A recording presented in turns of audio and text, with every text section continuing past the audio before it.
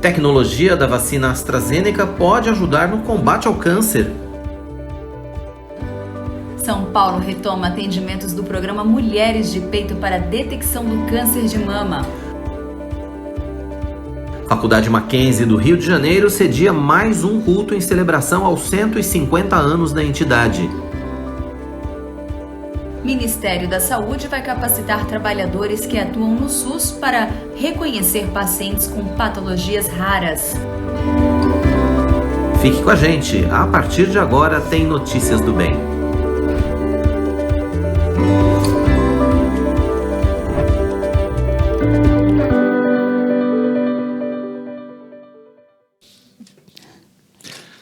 Olá, tudo bem? Estamos chegando, está começando o nosso Notícias do Bem desta terça-feira. Seja muito bem-vindo. A partir de agora, como você viu aí, né, tem muita informação para você.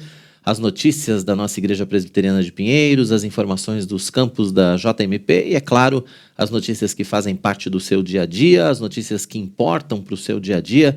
A gente vai trazer tudo isso para você de agora até as próximas 2 horas, né? São 2 horas de muita informação aqui todos os dias na IPP-TV, a sua TV missionária, então seja muito bem-vindo. Tainá está aqui firme e forte, apesar do calor, hoje está de terno também, está me acompanhando aqui. Né? Manter o ritmo, né? Um padrão. Não estou passando calor sozinho hoje. Estamos juntos, mas tem Mas vai esfriar, né? Vai esfriar essa semana. Gente, nós vamos a partir de amanhã, né? Já muda o tempo. É verdade. Para variar, né? São Paulo, nesse ritmo, né? O Brasil nesse ritmo, né? De mudanças. Então aguarde que temos notícias aí, hein, gente? Eu já começo fazendo o meu convite, né, de todos os dias, né? Eu gosto muito da sua companhia, eu gosto muito da sua participação, então participe do nosso chat, mande mensagem, mande perguntas, né, referente às nossas notícias, referente às nossas entrevistas. Participe, é isso mesmo, deixando aí o seu comentário. Eu começo, claro, querendo saber de onde você está nos assistindo ou nos ouvindo. Se bem que se for ouvindo, não vai conseguir digitar. Não, ouvindo não consegue. Não vai o pessoal da Rádio digitar. Rumo ao Sertão, a gente Vou não ficar consegue. Na curiosidade mesmo. Você tá com a gente aqui no YouTube, então aproveita. Dá um like no vídeo aí e diga de onde você está falando, né? Bom dia, boa tarde. Compartilhe o vídeo, o canal, né, para que outras pessoas possam conhecer também o IPP Play, né, o IP Pinheiros, esses 2 canais aí da nossa IPP TV, para que possam conhecer e compartilhar e acompanhar todo o conteúdo que é produzido e compartilhado com vocês aqui, gente. Então vamos começar de notícias, né? Vamos com notícia. A tecnologia utilizada na vacina da AstraZeneca contra a Covid-19 poderá ajudar a criar imunizante para o câncer. Olha que boa notícia, né? É o que indicam as pesquisas realizadas pela Universidade de Oxford, na Inglaterra. Vamos ver. Da Covid-19 ao câncer. A vacina da Universidade de Oxford, em parceria com a farmacêutica AstraZeneca, usada para imunizar a população contra um novo coronavírus, poderá facilitar a criação de um imunizante contra o câncer. A base da vacina é composta de um adenovírus de chimpanzé geneticamente modificado com um gene da proteína S da Covid. Nos testes preliminares realizados em camundongos, a vacina foi capaz de aumentar os níveis de células que combatem o câncer e melhorar a eficácia do tratamento contra a doença. Os resultados foram publicados em um importante jornal científico inglês. A vacina utiliza uma tecnologia chamada de vetor viral não replicante, que age para induzir a resposta do sistema imunológico e gerar uma proteção contra a doença. Os pesquisadores de Oxford acreditam que em breve poderão iniciar os testes em humanos. Pois bem, é uma forma de dizer que existe dentro dessa vacina uma receita bem específica, sintetizada, que diz para a vacina exatamente qual intruso ela deve combater e como ela deve produzir anticorpos no nosso organismo para lutar quando o vírus de fato chegar. Pois essa tecnologia, muito versátil, está permitindo agora pesquisas para preparar uma vacina contra o câncer.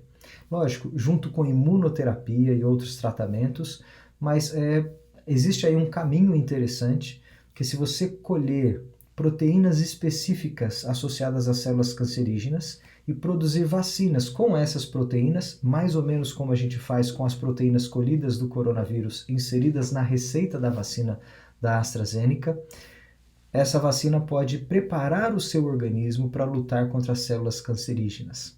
Na verdade, ele não combate o câncer da mesma forma que combate um vírus, porque o câncer não é um vírus externo ou intruso, é uma reprodução desordenada das células do seu próprio corpo.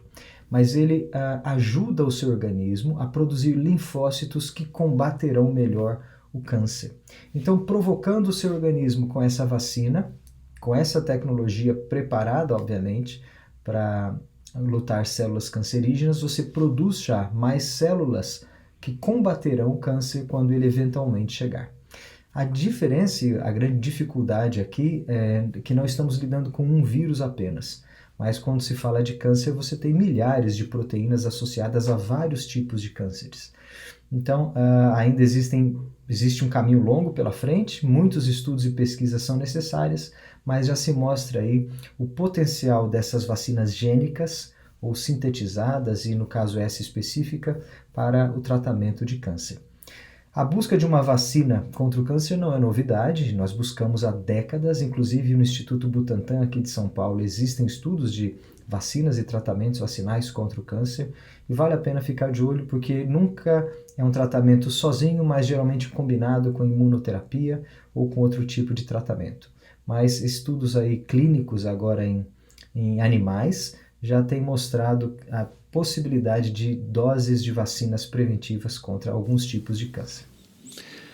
Boa notícia, né? Tomara que dê tudo certo aí nessas pesquisas, que a gente consiga, a partir dessa tecnologia também, avançar na luta contra o câncer, né? Que é uma doença que ainda assusta tanto e mata tanta gente, ainda apesar dos tratamentos que já avançaram de maneira significativa. Exatamente. A gente fica sempre nessa ansiedade, né? E essa esperança de que haja uma solução, né? E olha só, antes de já chamar a próxima matéria, até quero falar aqui, ler a mensagem do Wagner Peixoto. Ele colocou parabéns pelo excelente trabalho de vocês e nosso reverendo Marco Severo, conectado à Rádio Rumo ao Sertão. Tá todo mundo no Rumo ao Sertão aqui acompanhando nossas Notícias do Bem. Muito bom. Sejam muito bem-vindos. Então, preste atenção, porque agora, gente, nós vamos ter essa próxima matéria aqui, que é bem interessante, é um chama das nossas... Gente, doenças raras são caracterizadas por muitos sinais e sintomas e variam não só de doença para doença, mas também de pessoa para pessoa acometida pela mesma condição. Pois é, o conceito de doença rara, segundo a Organização Mundial da Saúde, a OMS, é a doença que afeta até 65 pessoas em cada 100 mil indivíduos, ou seja, apenas 1,3 para cada 2.000 pessoas. No Brasil, a estimativa é de que 13 milhões de pessoas sejam portadoras de doenças raras. Mas quem vai falar mais sobre esse assunto no Notícias do Bem de hoje é o médico geneticista, Dr. Caio Brusaca. Você também pode participar com a gente. Já vá deixando a sua pergunta ou faça o seu comentário aqui no chat do nosso canal. A gente conta com a sua participação para falar sobre esse tema tão importante, não só sobre doenças raras, mas, é claro, sobre tudo que está sendo tratado aqui no nosso Notícias do Bem. Você é muito bem-vindo. Aproveita, deixa a sua sugestão de pauta também. Qual é o assunto que você gostaria que a gente tratasse aqui, né? A gente também atende os pedidos aí dos nossos web telespectadores. Já deixa aí no comentário, no chat, que eu já anoto aqui, já deixo salvo.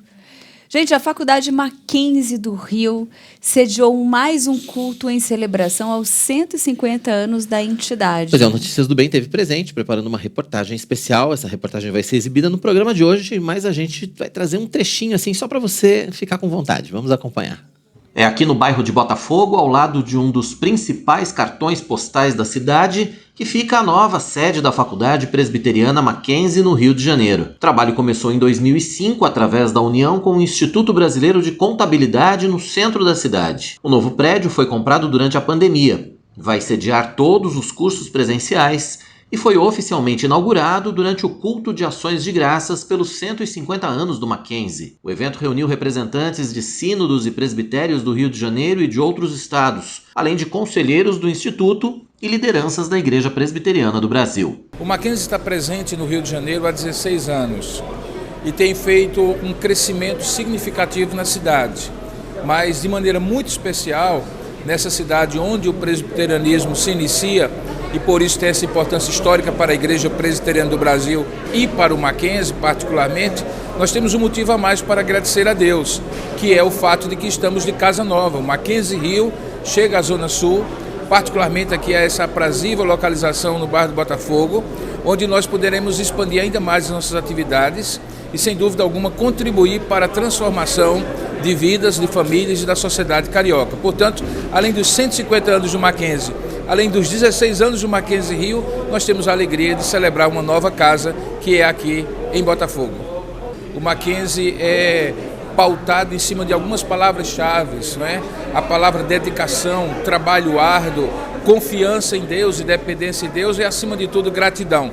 Foi assim que ele começou pequenininho, tem se expandido para o Brasil inteiro e também de maneira internacional em outros países, e por isso toda a honra, toda a glória e todo o louvor devem ser dados a Deus, por tudo aquilo que nós temos visto ele realizar no Mackenzie. Daqui a pouco a reportagem completa, né? A gente viu aí o Robinson Grangeiro, que é o chanceler da Universidade Presbiteriana Mackenzie. Daqui a pouco você vai acompanhar, então, como foi essa solenidade, né? A solenidade que comemorou os 150 anos do Mackenzie, mas, ao mesmo tempo, também entregou oficialmente, vamos dizer assim, essa nova sede do Mackenzie Rio, que fica lá no Botafogo, do ladinho do Pão de Açúcar. Dá para ver. De conhecer, né? Tive lá. Muito bom. Da calçada você dá de frente com o Pão de Açúcar ali. Olha só que delícia. Você já estuda Muito e bonito. já sai ali inspirado. Já, não né? é? Olha que maravilha. Daqui a pouquinho a reportagem completa. Olha só, vamos aguardar, gente.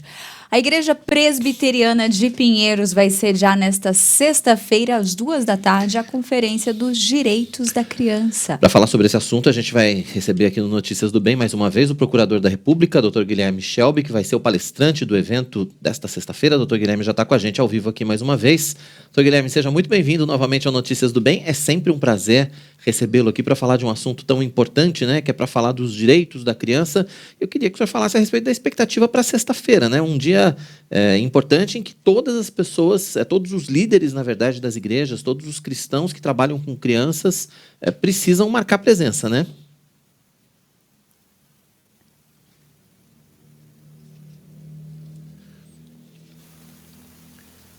Acho que a gente está com um problema de áudio com o Dr. Guilherme.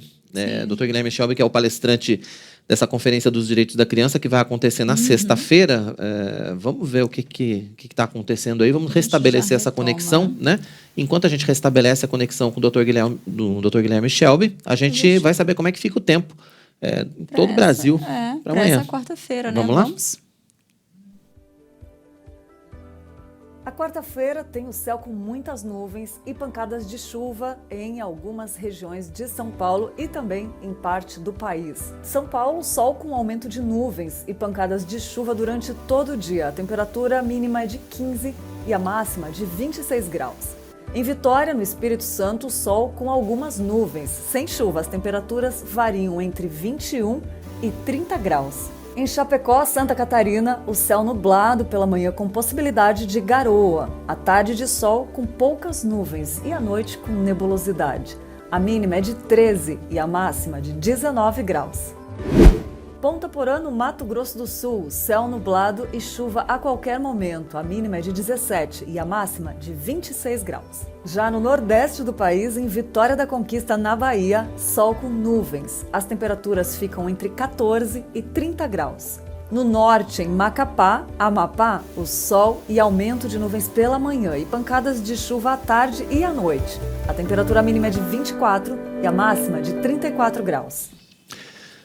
Pois é, a frente fria está chegando, né? A gente espera que a frente fria chegue logo aí para dar uma refrescada. Parece que a partir de quarta, mas principalmente quinta e sexta, vão ser dias de chuva aqui em São Paulo e que a temperatura deve cair um pouquinho, né?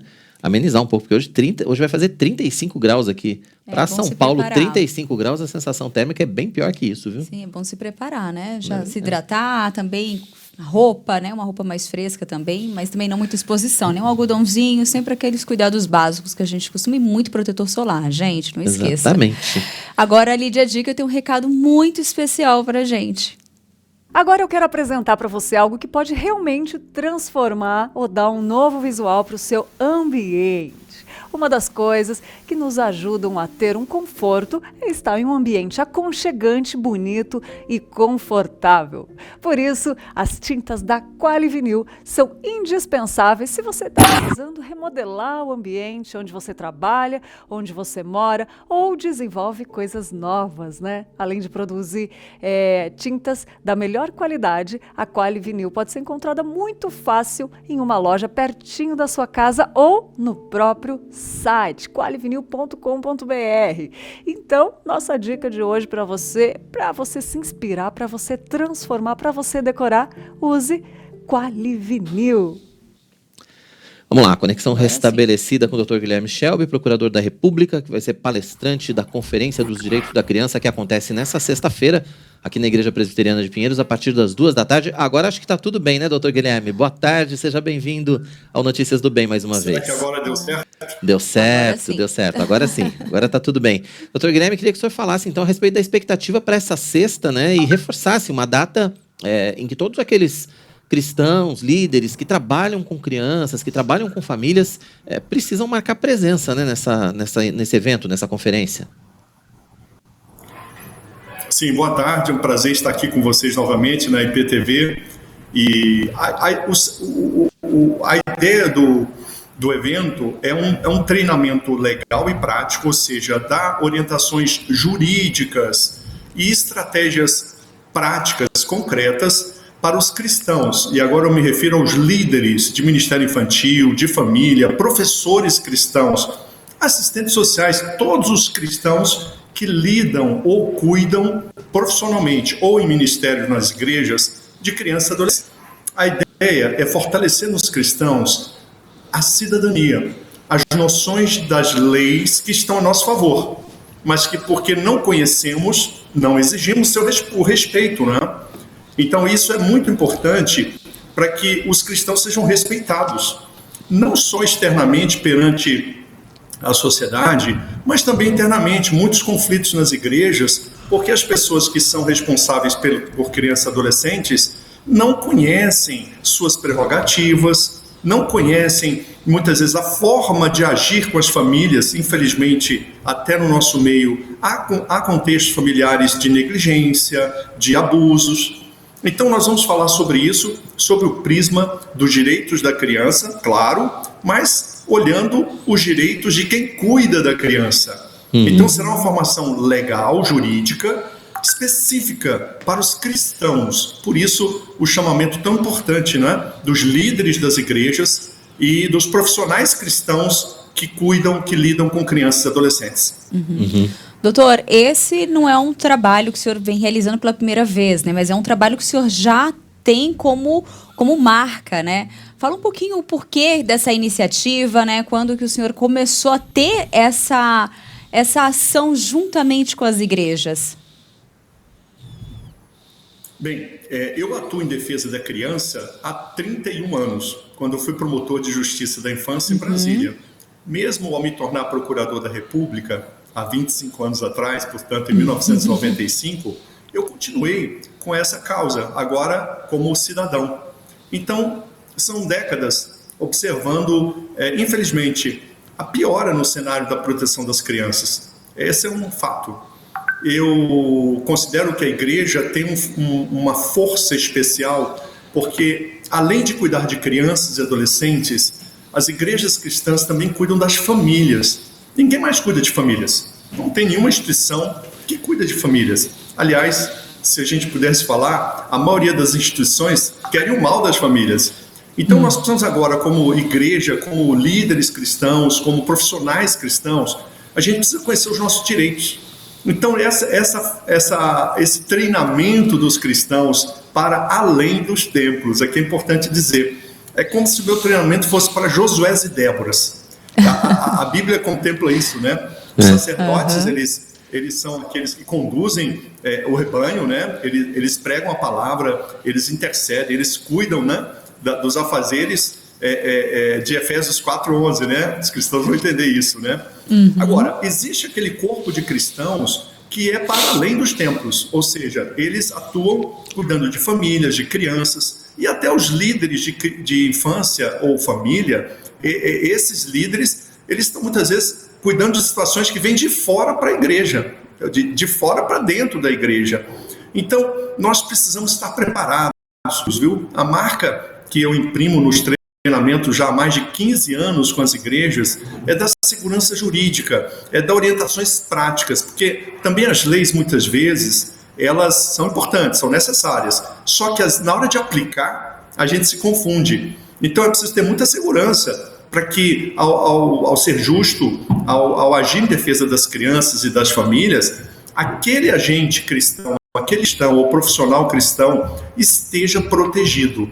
Então, proteger crianças e proteger quem cuida das crianças. Essa é a nossa rotina com as igrejas cristãs já há quase 15 anos. Certo. Doutor, você tem falado bastante a respeito da parte prática desse treinamento, né, que é a prática jurídica, vamos dizer assim, a prática do conhecimento das leis. Na opinião do senhor, para os líderes cristãos, falta conhecer as leis, ou mesmo conhecendo as leis, muitas vezes os líderes ficam tímidos em exigir a aplicação delas? Olha, nós exageramos na piedade. Os cristãos sempre foram guerreiros. Nós sempre fomos aqueles... João 2, né? Jesus pegando uma azorrague. Parece uma coisa, um escândalo, né? Fez uma arma, né? Ela fabricou um chicote poderoso e foi ao lugar da iniquidade dos vendilhões no templo exigir que se retirassem de lá e derrubou as bancas e derrubou o dinheiro no chão. Foi Jesus Cristo que nos dá um modelo de muitos momentos da vida é preciso agir, né? E agir com esse rigor. Então eu tomo João 2 para nos inspirar. Há momentos que é preciso, não agora com armas, né? Embora lá fosse com armas, tomar as armas daquele momento. As nossas armas hoje são as leis. Muitos cristãos ficam assim, boquiabertos, quando eu apresento a quantidade de leis que está a favor da família e dos cristãos. Só que os cristãos não sabem. Então, as leis é um grande problema do nosso meio. Primeiro, porque nos impede de defender os nossos direitos. Segundo, porque nos faz apenas assistir os perversos avançarem. E terceiro, nos priva de orientações estratégicas para crianças e adolescentes cristãos, porque as leis têm um fator pedagógico importantíssimo. Então, esses três fatores é o que hoje nos colocam quase que como minoria. Embora sejamos maioria em número de pessoas, os cristãos viraram minoria. Por quê? Nos materiais didáticos, na educação, na mídia, enfim, o inimigo ocupou todos esses espaços. Quando eu falo inimigo, o inimigo da infância, tá? Porque eles violam leis com as perversidades, com a pornografia que as crianças. E nós não fomos chamados para sermos espectadores do mal. Hoje você olha, os cristãos, eles são espectadores do mal e comentam, olha o inimigo fazendo isso, olha lá o que estão fazendo agora. Nós não viemos para ser espectadores do mal.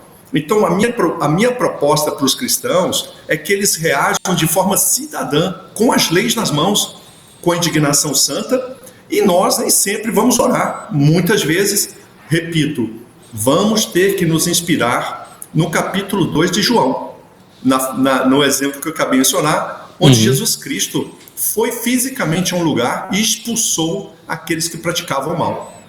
Muito bom.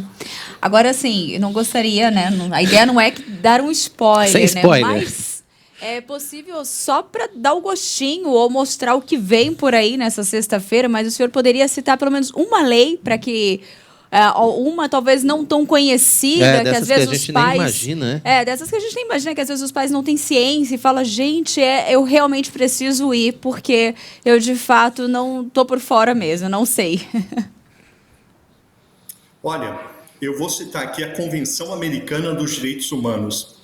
É uma convenção que o Supremo Tribunal Federal considera essa convenção, é um nome pomposo, né? Convenção Americana dos Direitos Humanos, mas é uma lei, tá? É um conjunto de normas.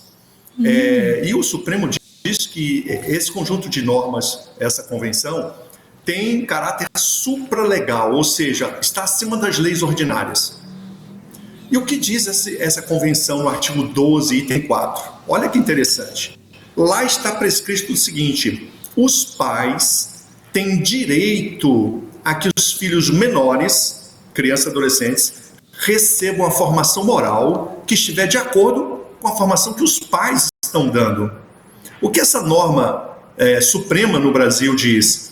Que se alguém quiser falar de temas morais com crianças ou adolescentes, deve respeitar a formação moral que os pais dão em casa. Ninguém sabia disso, não é verdade? É verdade. Exatamente. E qual a relevância disso? Os professores não sabem disso. Os agentes públicos, servidores públicos da cidade também não. Então, nem as famílias.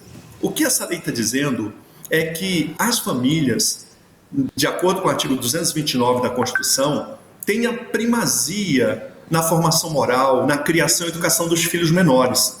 A gente deve andar em cooperação, escolas, educação, com a família. Mas jamais a escola pode se tornar autônoma e resolver falar para os crianças e adolescentes o que bem entender sobre formação moral e sexual. O que nós queremos, então, aqui com essa norma que eu acabei de mencionar, é dar à família o conhecimento de uma norma legal que protege a formação moral de seus filhos. E os professores, por sua vez, falar de temas da sexualidade, temas morais. Isso aí é uma prerrogativa da educação em muitos aspectos, mas respeitando a idade e o prévio consentimento da família. Então, é um exemplo bem prático, né, de que não podemos, a pretexto de dar educação sexual ou combater qualquer forma de discriminação, que é o que ocorre nas escolas, nós não podemos falar o que bem entendemos para as crianças.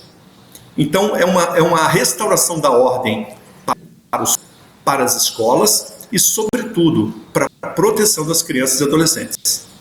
Doutor, o senhor acredita que essa questão, entre tantas questões, né, que o inimigo tem atacado as nossas crianças, o senhor acredita que essa questão da sexualidade, em especial, a identidade de gênero hoje, é a principal delas, é a mais grave delas? Olha, a briga é grande, viu? De um lado, a manipulação da sexualidade e da fragilidade psicológica das crianças por meio de não só ideologia de gênero, várias outras teorias que são aplicadas assim sem nenhum cuidado, violando as leis, repito, em escolas, em ambientes públicos ou midiáticos. O outro lado é exatamente a nossa permissividade com a apresentação de temas, de imagens, de músicas, de filmes pornográficos a crianças e adolescentes. Que nós temos essas duas vertentes que são as maiores violações de direitos da criança no Brasil, assim, sem dúvida. A todo minuto, numa TV aberta ou em rádio, você está vendo um programa em horário infantil apresentando pornografia. E isso já está assim como se fosse aceito por muitas pessoas. E não deve. Por quê? Porque a criança exposta à pornografia, ela vai ser erotizada precocemente. Ela vai ser levada a praticar o que vê. E ninguém quer crianças praticando sexo. É a lei que proíbe, mas há um consenso disso. Então nós precisamos, esses dois aspectos, a ideologia de gênero, sim, e eu alerto que essas pessoas que manipulam a sexualidade das crianças não têm nenhum compromisso com elas. Ou estão em sala de aula, que não são professores. Os professores corretos não fazem isso. São ativistas que estão travestidos de professores e que muitas vezes se valem do segredo da sala de aula para falar de temas da sexualidade adulta para crianças. Isso é um abuso, é violação, é um dano moral para a criança. Então, a lei proíbe, só que nós precisamos restaurar a ordem nos ambientes onde as crianças e adolescentes se encontram, e a igreja pode ser essa luz. Agora, é preciso que sejamos Josués e Déboras. Aqui eu quero trazer de novo uma visão teológica, né? Porque se nós formos orar apenas, eu trago essa reflexão. A oração é o fundamento de tudo que fazemos. É a oração, a leitura da palavra, meditar de dia e de noite na palavra, estar nos cultos, ouvir as pregações extraordinárias dos pastores brasileiros.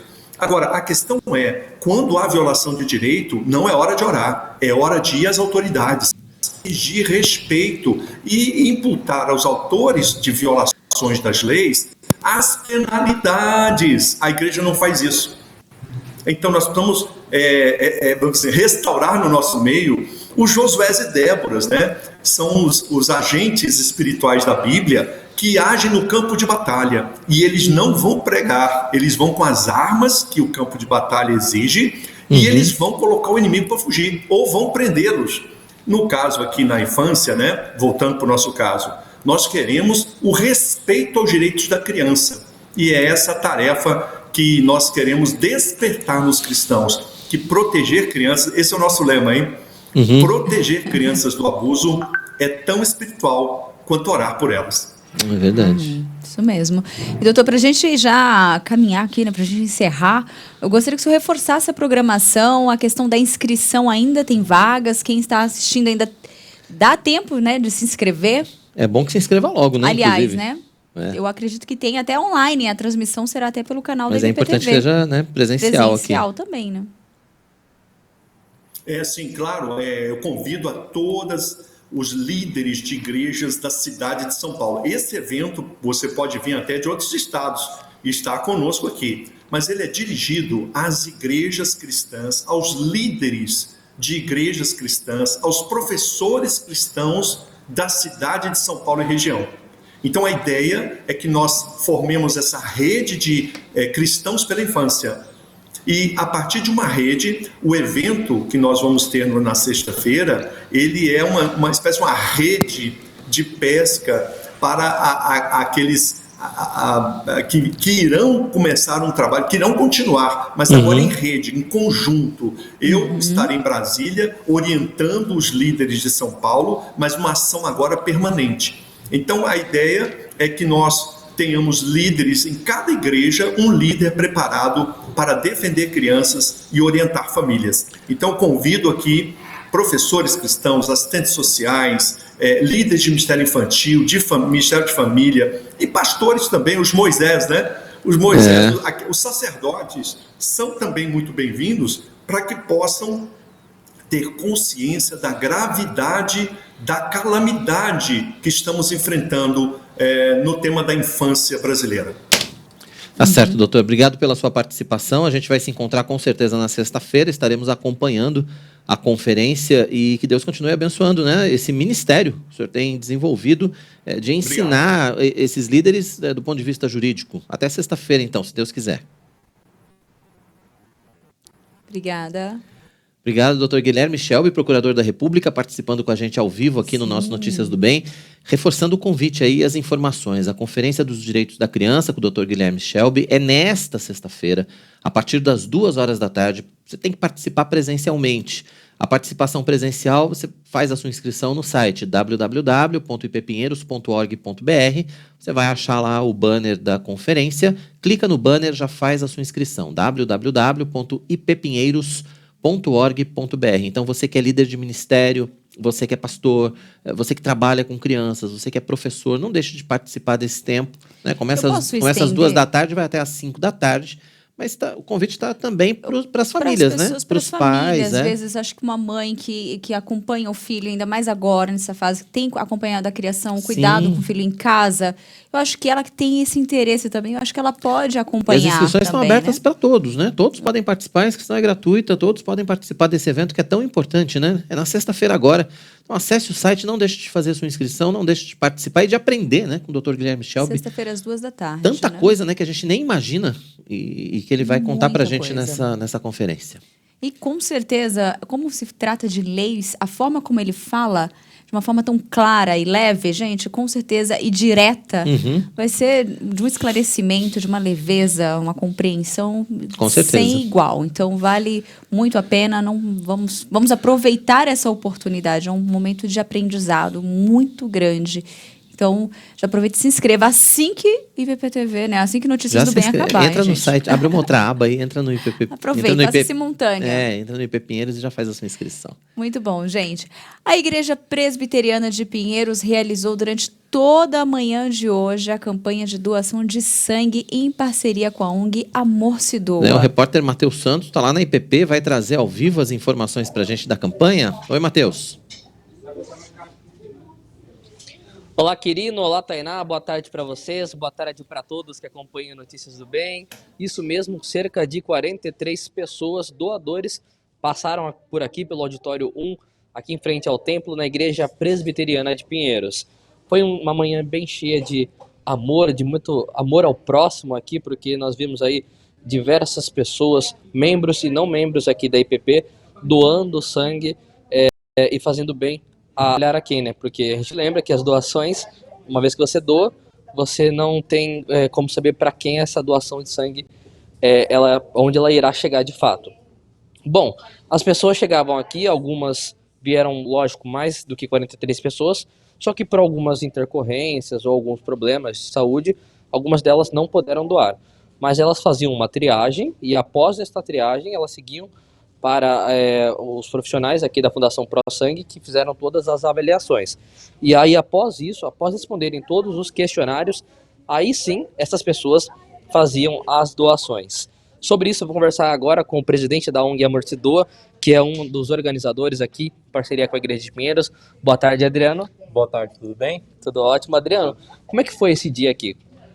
Foi maravilhoso, né? Quando você fala de 43 pessoas, as pessoas não têm ideia. A gente sempre fala que cada pessoa, com uma doação, você consegue salvar até 4 vidas. Então a gente está falando de mais de 160 vidas salvas, né? Pelo um ato tão simples, tão simbólico, que você acaba fazendo e que você acaba salvando vidas, que é super importante. E como é que a ONG Amor Se Doa viu essa nova parceria com a Igreja Presbiteriana de Pinheiros, juntamente aí com a Fundação Pro Sangue? Para nós é mais um braço para estar falando do projeto e falando dessa importância da doação de sangue. A gente sabe o quanto que a Igreja Presbiteriana se abdica numa causa como essa, né? Então, assim, é o início de um projeto que a gente pretende estar voltando muito mais vezes. A gente tenta se organizar pelo menos a cada 4 meses, estar voltando e estar fazendo uma ação como essa. Qual a importância dessas coletas externas? É de grande importância, principalmente nesse momento de pandemia ainda, né, que a gente ainda está no finalzinho dela, mas muitas pessoas ainda acabam tendo um certo cuidado de estar indo até um banco de sangue, de estar indo até um hospital. A gente, em várias ações que a gente acabou praticando com coleta externa, a gente teve muito feedback de alguns doadores dizendo que, como o banco de sangue acabou vindo até a igreja, vindo até o shopping, até o local que ele estava, para eles facilitou muito a questão da doação de sangue. Perfeito, Adriano, muito obrigado por sua participação aqui com a gente. Obrigado. Então, vamos ressaltar aqui, cerca de 43 doadores e cada uma dessas bolsas vai poder aí beneficiar de 3 a 4 pessoas. Então, salvar essas de 3 a 4 vidas. Bom, essas bolsas, elas seguem agora, já saíram daqui, elas seguem agora para o Hospital das Clínicas aqui de São Paulo e após aí serem feitas ali os exames e serem verificadas quais os tipos sanguíneos, né? Aí sim ela vai seguir para as mais de 120 unidades públicas de todo o estado de São Paulo. Então vai beneficiar a gente de lá do centro-oeste, do nosso interior, Quirino, Tainá. Então vai ajudar bastante gente aí a salvar vidas, né? A gente lembra também, amanhã na reportagem vocês vão poder conferir que os pontos de coletas estão em baixa. E com a Covid, com a chegada da pandemia de Covid-19, o número de gente precisando de doação de sangue aumentou e muito. Então amanhã vocês vão conferir na entrevista que eu preparei da reportagem aqui hoje sobre a importância de doar sangue, como foi esta ação. Então é isso, querido Tainá. Foi uma manhã bem tranquila aqui na Igreja de Pinheiros. Nós tivemos várias pessoas, dezenas de pessoas doando e a partir daí daqui 4 meses, né, essas doações poderão retornar aqui, como o Adriano disse. E só mais uma última informação, é que quem doou sangue hoje aqui, depois dessas bolsas que foram coletadas aqui, irem para o Hospital das Clínicas, aí após eles fazerem os exames e tudo mais, aí sim eles vão poder saber o resultado de como está o sangue, se tem alguma coisa para melhorar, para tratar. Então cada doador recebeu aí um QR Code, e depois poderá acessar por meio do seu smartphone para saber aí como é que está o seu sangue e a sua saúde. Volto com vocês aí. Que bacana. Obrigado, Matheus, pelas informações. Amanhã a reportagem completa, então, aqui no Notícias do Bem, mostrando como foi essa manhã, né, tão especial aqui na nossa Igreja Presbiteriana de Pinheiros. Muito bom. 43 pessoas, um número bom. E depois do intervalo, São Paulo retoma atendimentos do programa Mulheres de Peito para a detecção do câncer de mama. E ainda a importância do diagnóstico precoce das chamadas doenças raras. Elas afetam até 65 pessoas em cada 100 mil indivíduos, ou seja, 1,3 para cada 2 mil pessoas. No Brasil, a estimativa é de que 13 milhões de pessoas tenham doenças raras. Quem vai falar sobre esse assunto com a gente é o médico geneticista Caio Brusaca. Você também pode participar desde já, deixando a sua pergunta ou fazendo seu comentário aqui no chat do nosso canal. A gente conta com a sua participação. Notícias do Bem vai para o intervalo, mas é muito rápido. Daqui a pouco a gente volta para falar do EPED, o Encontro Pedagógico de Ensino Bíblico Dominical. Até já.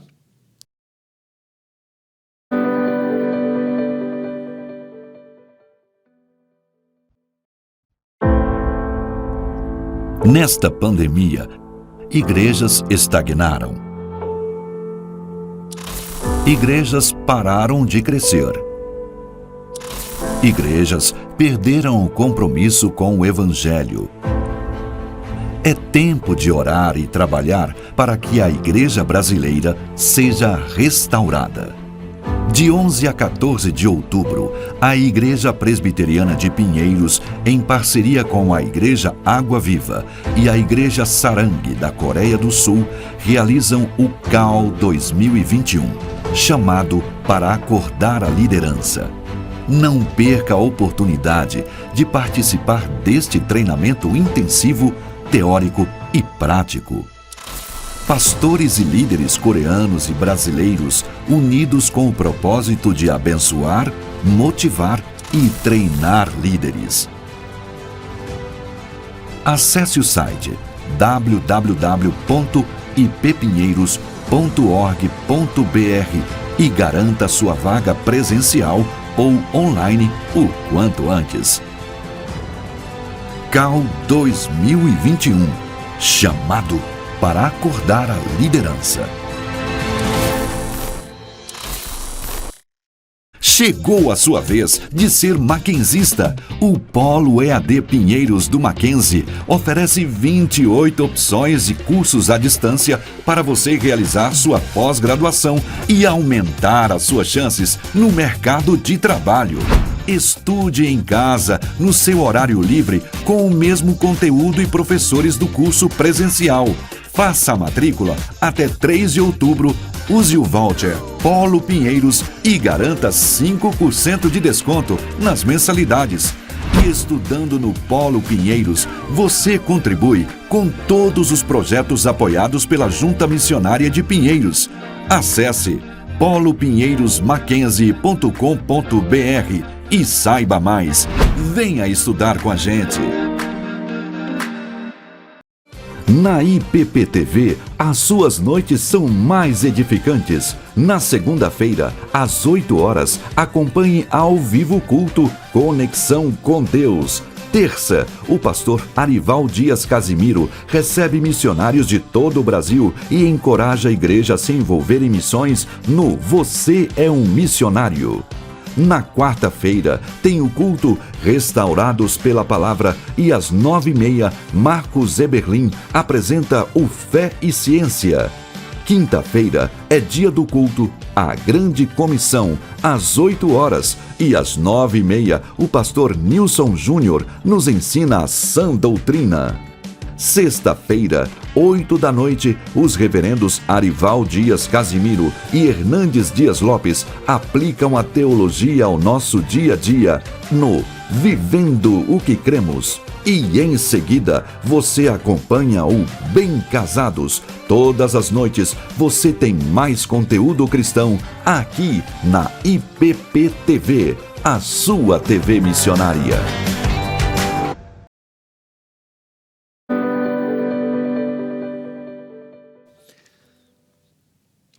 Estamos de volta com o nosso Notícias do Bem. Que bom que você continua com a gente aqui na IPP TV, a sua TV missionária. Lembrando que o nosso encontro é sempre de segunda a sexta, às 11h30 da manhã, ao vivo aqui no YouTube. Claro, horário alternativo às 18 horas, para que você possa rever o nosso programa. Se você não conseguiu assistir às 11h30, não tem problema, você pode estar com a gente também às 18 horas no nosso horário alternativo, né, Tainá? Exatamente. Ó, Continue participando com a gente, ligadinho aqui no nosso chat. Eu já quero mandar um abraço para o Rogério Valadares, para Carol Menali, que está aqui com a gente, para Maniquinha, que está lá do Japão, nos acompanhando. Quase dormindo já. Está quase dormindo. Eu acho que ela está preparando para pegar no sono e está nos ouvindo. E olha, vamos...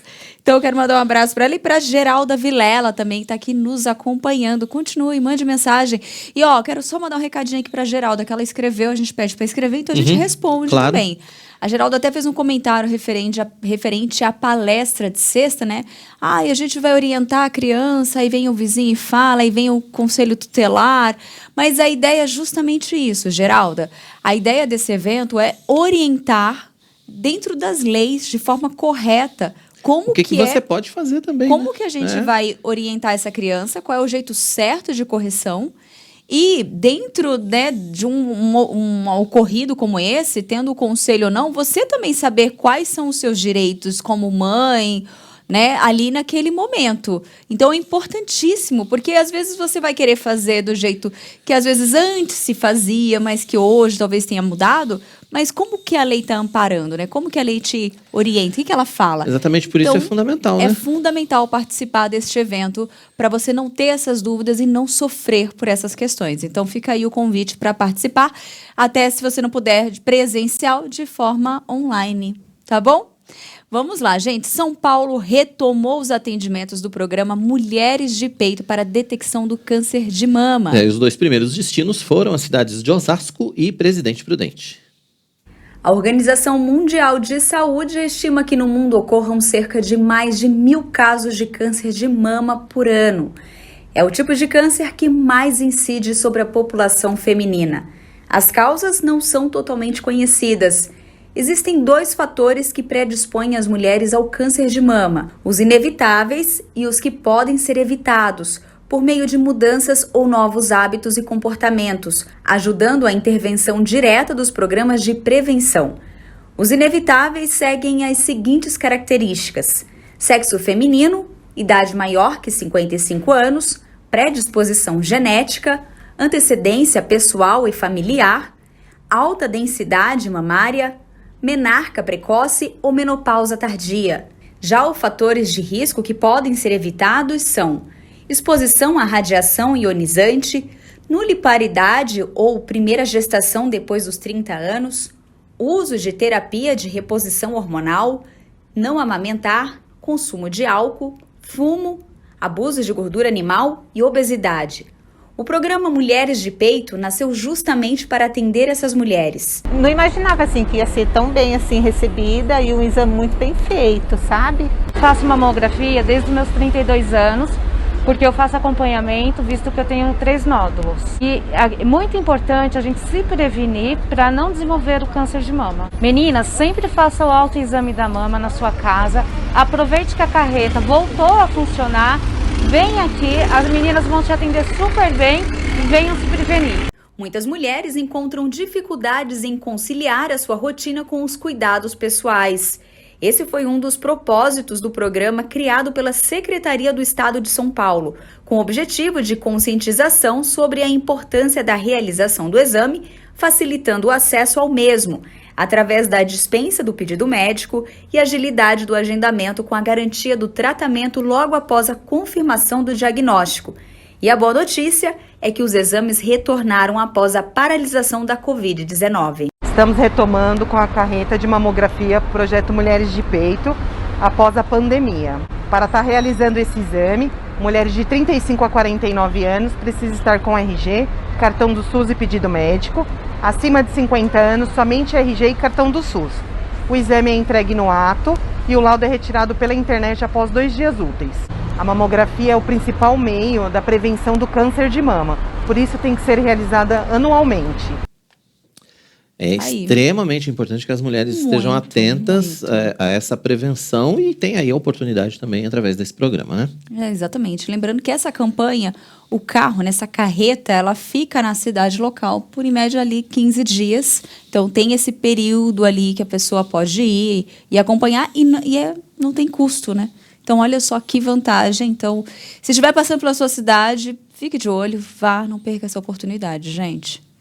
terceiro encontro pedagógico de ensino bíblico dominical, o EPED. Pois é, o encontro com professores e líderes acontece nesta sexta-feira e também no sábado aqui na Igreja Presbiteriana de Pinheiros. Para falar com a gente sobre esse tema, nós estamos recebendo uma das coordenadoras do evento, Loide Moura. Mais uma vez a Loide está aqui com a gente. Seja muito bem-vinda ao Notícias do Bem para falar sobre esse evento tão importante, né? A gente conversou agora há pouco com o Dr. Guilherme Shelby, falando a respeito da conferência que acontece na sexta, e ele vai ficar para o EPED, inclusive, né, Loide? Ele é um dos convidados especiais desse encontro esse ano. Isso mesmo. Boa tarde, Quirino. Boa tarde, Tainá. Boa tarde a todos. O Dr. Shelby, ele fará a conferência à tarde e ficará para a noite, para a abertura do terceiro EPED. Ele falará também sobre o direito das crianças, da família, e estará junto com ele o reverendo Arival e a Márcia Regis. Os três participarão de uma mesa onde o Dr. Shelby irá expor os direitos da família, das crianças, diante de tantas coisas, tantas informações e tantas coisas diferentes que têm acontecido contrárias à palavra de Deus. Então, ele vai respaldar a família, como vocês já informaram anteriormente, nessas questões. Uhum. A importância, né, da igreja tá participando desse momento, né? E claro, nós temos 2 eventos ali sequência, né? Vamos aproveitar esse momento e estender o convite para que, se possível, o pessoal que participou da anterior também pode participar do EPED, né? dessa, né? Eu acho que pode estender o convite.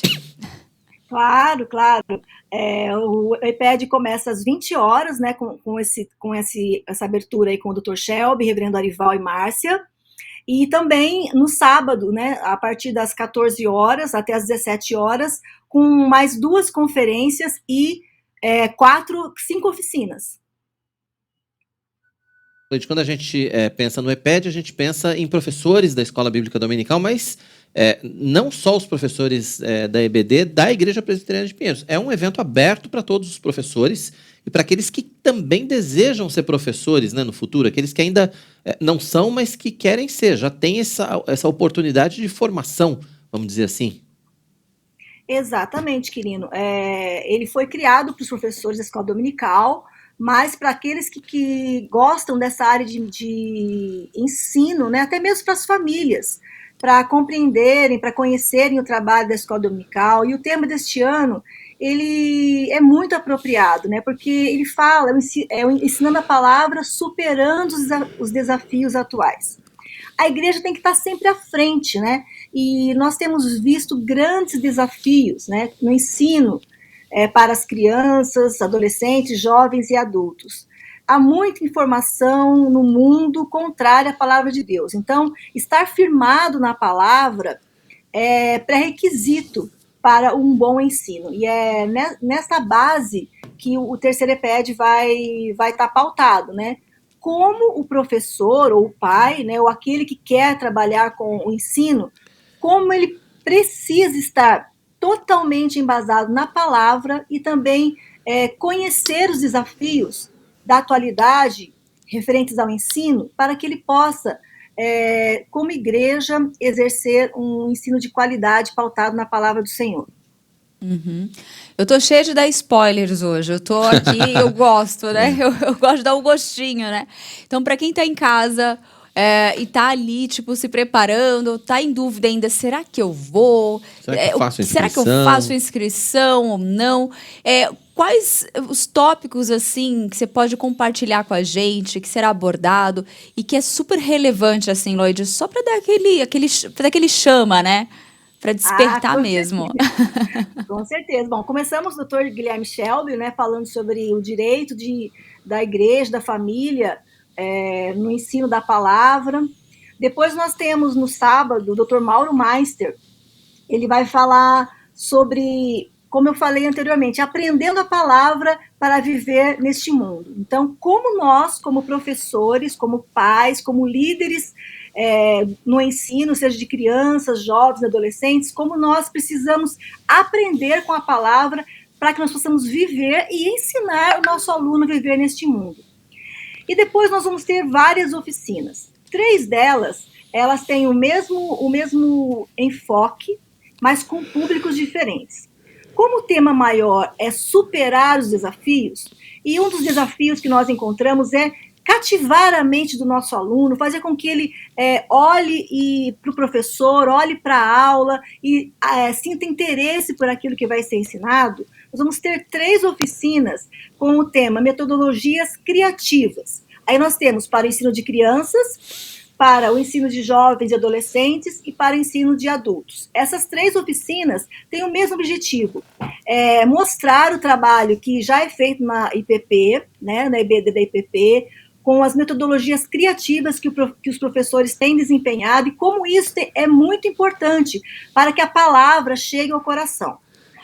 E aí nós temos mais 2 oficinas que podem ser para qualquer público, tanto professores e líderes de crianças, de jovens, adolescentes e adultos. A primeira delas é sobre ideologia de gênero, também um tema muito atual. O reverendo Donizete Ladé estará conosco nessa oficina e estará orientando os professores nas diversas faixas etárias em como incluir no currículo, no ensino da EBD, esse tema tão atual, né, que é falar sobre ideologia de gênero, sobretudo para as crianças e adolescentes que têm recebido informações tão contrárias à palavra de Deus, né, como nós, como igreja, temos que estar preparados para ensinar o que a palavra de Deus diz nesse sentido. E uma outra oficina, também um tema muito atual, que tem sido muito procurado por nós, né?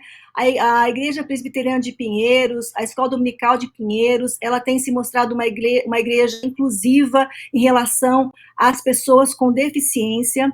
Então, nós preparamos uma oficina com profissionais preparados para falar um pouco das deficiências e também, e principalmente, como adaptar o ensino do currículo que nós já temos em nossas igrejas, das pessoas que vêm nas igrejas que vierem até o curso, como adaptar o currículo e o ensino para que todas as crianças, sejam elas deficientes ou não, possam aprender a palavra do Senhor. Então, como vocês podem ver, são temas muito atuais, né? Ideologia de gênero, metodologias criativas para o ensino e inclusão de pessoas com deficiente no ensino da palavra. Então, eu acredito que todo mundo ficou com vontade aí, espero que todos venham participar. Com certeza. Nas oficinas. Com certeza. Agora, Lloyd, quais são as principais dificuldades que os professores enfrentam hoje na hora de dar aula, na sua opinião, e que dificuldades que também serão tratadas, né, além desses aspectos que você falou, que também vão ser tratadas nesse EPED, nesse treinamento? Bom, o trabalho do professor, ele é dividido em 2 partes mais importantes e principais. O conhecimento daquilo que ele vai ensinar e o conhecimento da forma como ele vai ensinar, além de conhecer o público para quem ele vai ensinar. Então, o terceiro EPED, ele vai conseguir trabalhar esses 2 momentos, também olhando para o público-alvo. Ele vai trabalhar o aprofundamento necessário que o professor precisa ter na palavra de Deus, já que nosso ensino é da palavra de Deus. Então, nós precisamos nos capacitar teologicamente, conhecer com profundidade o ensino. Não importa se você vai ensinar para uma criança de 1 ano ou para um adulto, mas o conhecimento da palavra tem que estar no coração do professor. E aí, então, vem o outro pilar importante. Como ele vai transferir, como ele vai transformar esse conteúdo que ele está alimentado com a palavra, conheceu bem o texto, sobre dizer o que o texto quer dizer, ele vai, então, pensar em como transmitir de uma forma que chegue ao coração das diferentes crianças, jovens e adultos, enfim, do diferente público que ele tem em mãos. E para isso ele precisa de recursos didáticos diferentes, ele precisa de adaptações curriculares diferentes. Então, é importante que o professor saiba que ele precisa conhecer o que ele vai ensinar e conhecer como ele vai ensinar e conhecer para quem ele vai ensinar. Isso é muito importante. Nós vamos tentar nesse rápido EPED, né, uma noite, uma tarde, dar algumas dicas para que o professor é assim, ele tem dicas, ele tem um gostinho e ele vai, o verdadeiro mestre, ele vai em busca do seu aprimoramento constantemente. Com certeza. Muito bom. Muito bom. E um detalhe importantíssimo, né? Todo esse encontro ele será presencialmente mas para participar é preciso fazer inscrição, né, Pois é, Lloyd? precisa correr lá no site e fazer Fale a um inscrição pouquinho. logo, né? Garantir as vagas, não é isso? Fala pra gente como que tá esse processo. É isso mesmo. Nós temos a inscrição no site da igreja, né? Nós vamos ter a palestra de abertura do Dr. Shelby transmitida, mas as oficinas apenas presencial. Então, é muito importante que você vá até a igreja para você escolher a sua oficina, aquela que está mais de acordo com o seu trabalho na IBD. Chegue cedo para poder ter essa vaga, né? Você faz a inscrição no site, chega e nós vamos direcioná-lo para a oficina que você escolher. Então, nós precisamos de muito presencial para que possamos trocar com vocês o trabalho que tem sido feito e também receber. Muitas ideias podem ser trocadas ali, porque são oficinas, cada igreja pode também ter a oportunidade de apresentar o seu trabalho. Verdade. Lembrando, então, que não é um evento exclusivamente para os professores da Igreja Presbiteriana de Pinheiros. É um evento para todos os professores ou aqueles que querem ser professores de qualquer igreja, não é isso, Lloyd? Exatamente. Todas as pessoas de igreja presbiteriana ou outras igrejas, a todos que estiverem envolvidos com o ensino na sua igreja, ou mesmo, como nós falamos, né, um pai que quer se aprofundar em ensinar a Bíblia para o seu filho ou para o jovem, enfim, esse EPED vai dar subsídios para que ele possa melhorar isso. Então, o EPED não é um evento fechado para a Igreja de Pinheiros, pelo contrário, ele é aberto para todas as igrejas, para todos aqueles que estão ligados ao Ministério do Ensino. Muito bom. E, Lloyd, aproveitando aqui, uma coisa que eu gostaria de reforçar, que eu acho super interessante. Um diferencial que eu acho assim, da Igreja Presbiteriana de Pinheiros, né, da Escola Bíblica Dominical, é essas etapas que são seguidas, né, que cada fase, né, cada momento, eu tô querendo falar a palavra graduação, né, ali. Não é isso. Não, mas não é isso. Mas são as etapas em que o membro, seja ele membro novo convertido, ou ele vem de ele é transferido ou não, mas ele vai passando por as suas etapas e como é muito bem trabalhado, como esse trabalho da EBD é muito bem feito e articulado. Então, e a gente vê isso, né? É resultado do EPED, não só do EPED, mas desses encontros, desse preparo de todos os professores, né? A gente vê o resultado mesmo nas escolas, nas aulas de domingo, que é o resultado, né? É muito importante e é um diferencial, é diferente mesmo, é um trabalho excelente. Essa continuidade, né? A Igreja Presbiteriana de Pinheiros, ela trabalha com essa preocupação, né, de que desde crianças de 0 anos, nós temos o berçário de meses, até a pessoa mais madura, ela vai ter a sua sala, ela vai ter o seu momento, ela vai ter uma sala que está apropriada aos anseios de aprendizagem que ela tenha. Então, realmente, a Igreja de Pinheiros se preocupa com o Ministério da Educação. Tanto que a última palestra, né, da nossa conferência vai ser do nosso reverendo Arival. Ele vai fazer uma palestra provocativa, no sentido de que aqueles que se candidatam ao ministério, né, eles têm que estar preparados e dispostos, né, para exercer esse ministério como todos os outros, né, com excelência para o Senhor. Nós sempre dizemos que não é um voluntariado em que você parece que está assim, fazendo alguma coisa na igreja. Não. O Ministério do Ensino, ele é uma vocação e nós temos que estar preparados, né, dispostos a fazer da melhor maneira possível, nos capacitando, como vamos fazer agora nesse EPED, orando, estudando a palavra todos os dias e buscando o auxílio do Espírito Santo para nos ajudar nessa tarefa que foi dada a nós, né, os discípulos de Jesus, de fazermos novos discípulos. É a ordenança que foi deixada para a igreja. Então, a Igreja de Pinheiros tem cumprido com essa ordem, né, de fazer discípulos, e ela faz isso através do ensino da palavra na EBD, buscando excelência para esse trabalho. Tá certo. Lloyd Moura, coordenadora, uma das coordenadoras do EPED, né, também da Escola Bíblica Dominical aqui da nossa Igreja Presbiteriana de Pinheiros, participando ao vivo com a gente no Notícias do Bem. Lloyd, obrigado pela sua participação mais uma vez e sucesso, né, para a organização durante esse EPED. A gente sabe que é um evento extremamente importante para a formação dos nossos professores. Deus abençoe e continue abençoando, Amém, né, amém. esse Obrigada, ministério. boa tarde Obrigado. pra vocês. Deus abençoe. Obrigada. Obrigado, Lloyd. Tá aí, portanto, você que é professor, você que quer ser professor, você que é pai, você que quer conhecer mais a respeito do trabalho da Escola Bíblica Dominical, não só aqui da Igreja Presbiteriana de Pinheiros, você de qualquer denominação, né, de qualquer outra igreja, pode participar com a gente, faça sua inscrição, entre lá no nosso site, ippinheiros.org.br, você vai achar lá o banner do EPED, clica nele, você já vai cair direto na área de inscrições, tá bom? ippinheiros.org.br, garanta a sua inscrição, venha participar, porque, como você viu, né, as palestras e as oficinas do sábado são todas presenciais, então você tem que estar aqui para poder acompanhar, certo? Bom, isso mesmo. Olha só, gente, a Lídia Dica, eu tenho mais um recadinho pra gente, hein? Ser um missionário na internet é bom demais, mas melhor ainda é poder evangelizar as pessoas que estão à sua volta. Um vizinho, um colega de trabalho, um familiar.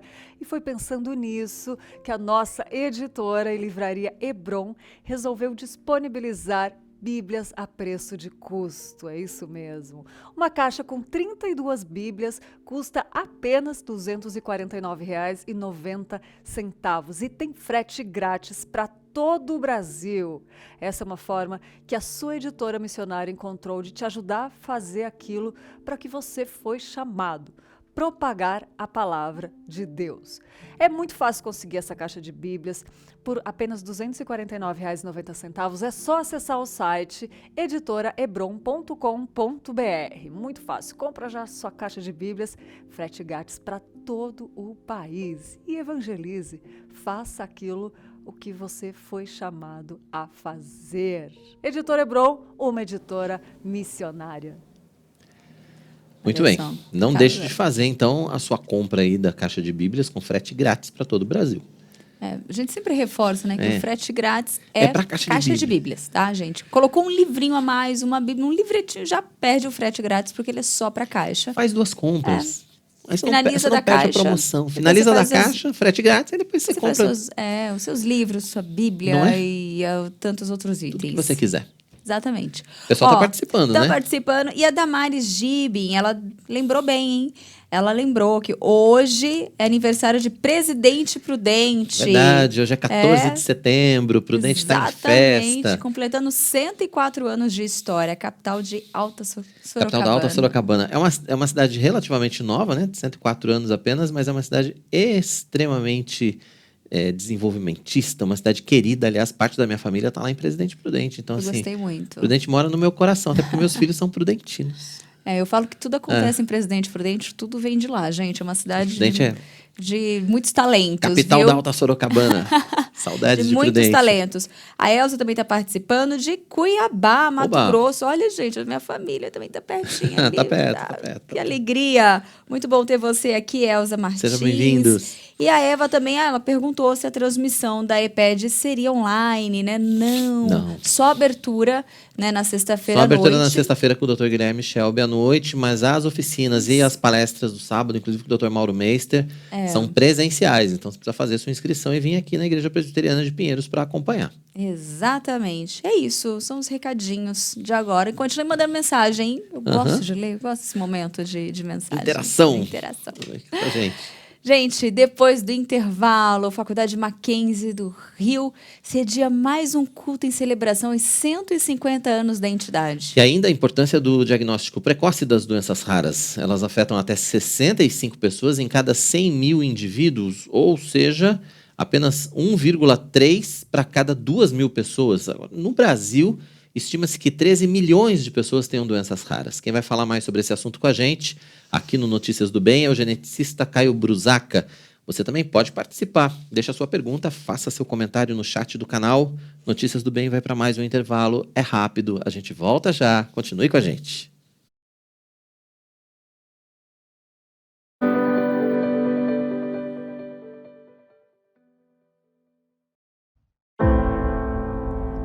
Nesta pandemia, Igrejas estagnaram. Igrejas pararam de crescer. Igrejas perderam o compromisso com o Evangelho. É tempo de orar e trabalhar para que a Igreja brasileira seja restaurada. De 11 a 14 de outubro, a Igreja Presbiteriana de Pinheiros, em parceria com a Igreja Água Viva e a Igreja Sarang da Coreia do Sul, realizam o CAL 2021, chamado para acordar a liderança. Não perca a oportunidade de participar deste treinamento intensivo, teórico e prático. Pastores e líderes coreanos e brasileiros unidos com o propósito de abençoar, motivar e treinar líderes. Acesse o site www.ippinheiros.org.br e garanta sua vaga presencial ou online o quanto antes. CAL 2021, chamado para acordar a liderança. Toda semana, o Ministério de Aconselhamento comanda o programa Conhecimento e Piedade. Temas da vida cristã em pauta para sua edificação e fortalecimento espiritual. Temos na Escritura Sagrada tudo o que nós precisamos para viver uma vida piedosa. Toda quinta-feira, 2:30 da tarde, os nossos conselheiros bíblicos convidam você para uma conversa que te levará a crescer em conhecimento e piedade. Aqui na IPPTV, a sua TV missionária.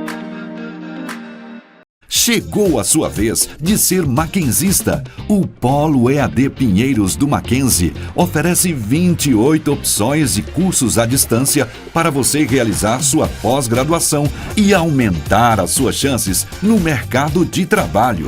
Estude em casa, no seu horário livre, com o mesmo conteúdo e professores do curso presencial. Faça a matrícula até 3 de outubro.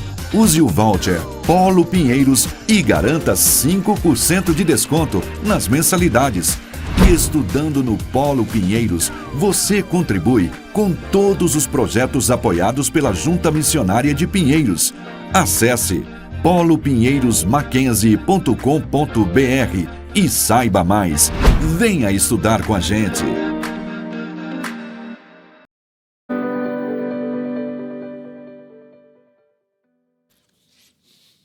Estamos de volta. Esse é o seu Notícias do Bem pela IPPTV, a sua TV missionária. Que bom que você continua com a gente. Exatamente, ó. A Faculdade Mackenzie do Rio sediou mais um culto em celebração aos 150 anos da entidade. O Notícias do Bem marcou presença e mostra para você agora como foi o evento. Confira na reportagem.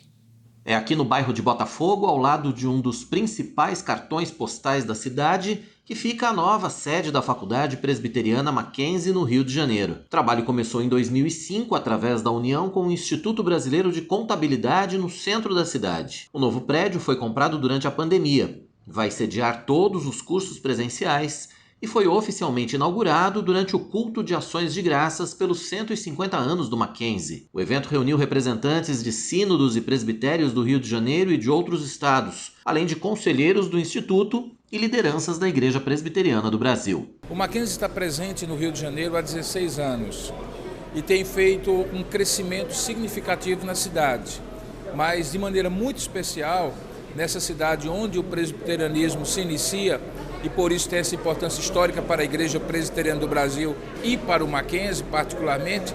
Nós temos um motivo a mais para agradecer a Deus, que é o fato de que estamos de casa nova. O Mackenzie Rio chega à Zona Sul, particularmente aqui a essa aprazível localização no bairro do Botafogo, onde nós poderemos expandir ainda mais as nossas atividades e, sem dúvida alguma, contribuir para a transformação de vidas, de famílias e da sociedade carioca. Portanto, além dos 150 anos do Mackenzie, além dos 16 anos do Mackenzie Rio, nós temos a alegria de celebrar uma nova casa, que é aqui em Botafogo.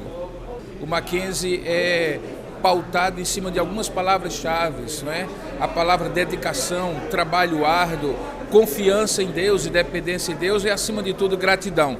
Foi assim que ele começou pequenininho, tem se expandido para o Brasil inteiro e também de maneira internacional em outros países, e por isso toda a honra, toda a glória e todo o louvor devem ser dados a Deus, por tudo aquilo que nós temos visto Ele realizar no Mackenzie. Esperamos que muito em breve, nós possamos iniciar os trabalhos aqui, trazendo os nossos alunos para cá, os novos cursos que estão sendo programados e todo o trabalho que está em vias de ser conduzido por aqui. É uma alegria muito grande, um momento e um motivo de gratidão a Deus, e estamos aqui para celebrarmos todos juntos esta bênção que nós estamos recebendo. Eu quero parabenizar em especial a equipe aqui do Mackenzie Rio, na pessoa do Dr. Vladimir, nosso diretor, e a todos aqueles que estão colaborando. A inauguração desse prédio, depois de 2 anos de negociação, é muito significativo para a Igreja Presbiteriana do Brasil, para a Igreja Presbiteriana no Rio de Janeiro. Nós podemos esperar que daqui para frente a gente vai ter uma mudança significativa, não só nos cursos, na prestação de serviços, na formação do cidadão carioca aqui no Rio de Janeiro, com novos cursos, com novos projetos pedagógicos, com diferenciais fundamentais e importantes para a formação do cidadão. Nós queremos dizer para você, cidadão carioca, que espere pela implantação e pela instalação, a partir de janeiro de 2022, provavelmente, para que a gente possa comunicar a todos vocês essa transformação aqui no Rio de Janeiro e na educação de instituição de ensino no Rio de Janeiro. Esse é o 3º culto em comemoração aos 150 anos do Mackenzie. Outras 5 celebrações deverão acontecer até outubro em todo o Brasil para marcar essa data tão importante para o presbiterianismo e para a educação brasileira. A celebração começou com a direção do chanceler do Mackenzie, reverendo Robinson Grangeiro. Momentos de oração e louvor fizeram parte da liturgia, que também teve a participação do reitor da universidade, o presbítero Marco Túlio Vasconcelos, que orou em agradecimento a Deus.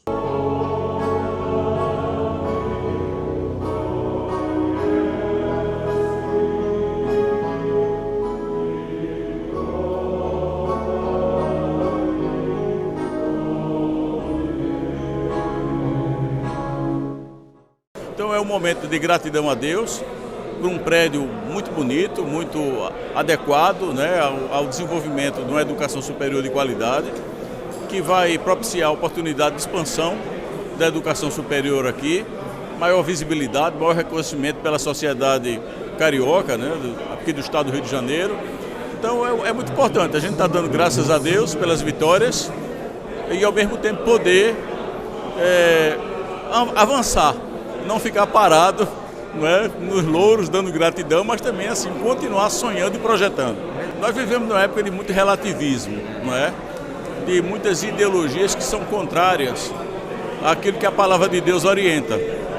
E o Mackenzie tem sido um bastião, um locus de defesa dos bons princípios cristãos.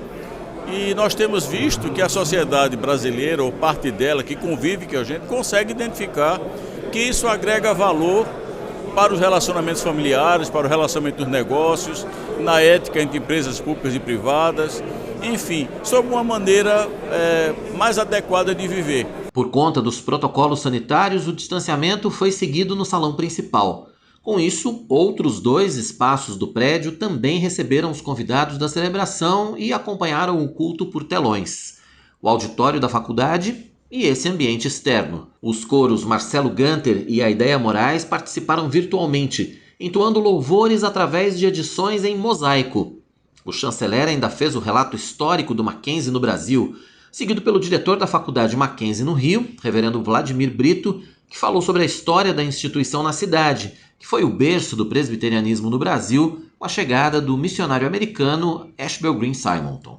Sentimento de muita gratidão a Deus, muita gratidão aos administradores que se empenharam tanto para que fosse implantado esse trabalho aqui do Mackenzie, no Rio de Janeiro, a nova iniciativa com instalações tão belas, tão bonitas, e aqui é uma compensação. Deus abençoando o Instituto Presbiteriano Mackenzie nesses 150 anos. E Rio de Janeiro não poderia ficar de fora. Rio de Janeiro é uma grande cidade, muito importante para a história da Igreja Presbiteriana do Brasil.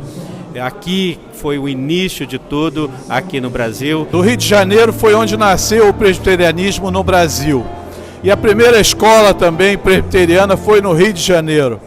O reverendo Chamberlain levou a ideia do Mackenzie, da escola americana, para São Paulo, e lá ela floresceu e é motivo de orgulho para todos nós. Eu tenho certeza que o Mackenzie do Rio de Janeiro já é motivo de orgulho, mas que vai ficar muito maior agora e que vai crescer na sua estrutura, nas suas expansões.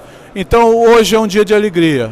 Hoje, dia 10 de setembro de 2021, apesar da pandemia, nós estamos muito felizes, nós estamos como quem sonha. A gente está neste momento de comemoração dos 150 anos do Mackenzie e em todos os lugares em que o Mackenzie tem suas unidades, nós estamos comemorando essa data. É um motivo de alegria. O ano passado foi um ano muito difícil, esse ano, o começo também foi muito difícil, mas nós podemos expressar também a nossa gratidão a Deus por este novo momento que estamos começando a viver com os nossos irmãos aqui. A palavra foi trazida pelo reverendo Roberto Brasileiro, presidente do Supremo Concílio da Igreja Presbiteriana do Brasil, usando o texto de Zacarias capítulo 4. Ele falou sobre o cuidado de Deus com o Mackenzie através desses 150 anos, da chegada da instituição no Rio de Janeiro e sua evolução, e do testemunho dos crentes nesses últimos dias antes da volta de Cristo. Ao final do culto, o presidente do Conselho Deliberativo do Mackenzie, reverendo Cid Caldas, também destacou a data e fez a entrega de uma medalha comemorativa do Instituto ao reverendo Roberto Brasileiro. E colocando 150 anos de gratidão a Deus pela história do Mackenzie, pelo trabalho do Mackenzie e pelos milagres que Deus fez na história do Mackenzie. E o Rio de Janeiro está inteiramente ligado, porque quando você faz uma análise, é no presbitério do Rio de Janeiro que naquela época foi decidido, de fato, a estruturação do Mackenzie. O Dr. Benedito Garcês, no seu livro sobre Mackenzie, ele mostra como que o presbitério, como que a igreja participou naqueles dias da implantação do Mackenzie. Isso para nós é muito importante, nós lembrarmos disso e entender que o Mackenzie foi a ser uma escola diferenciada, não só pela visão espiritual, da visão da cosmovisão cristã, mas também pela implantação de métodos revolucionários de educação. Então, ser Mackenzie é ser bênção e continuar sendo para a glória do Senhor.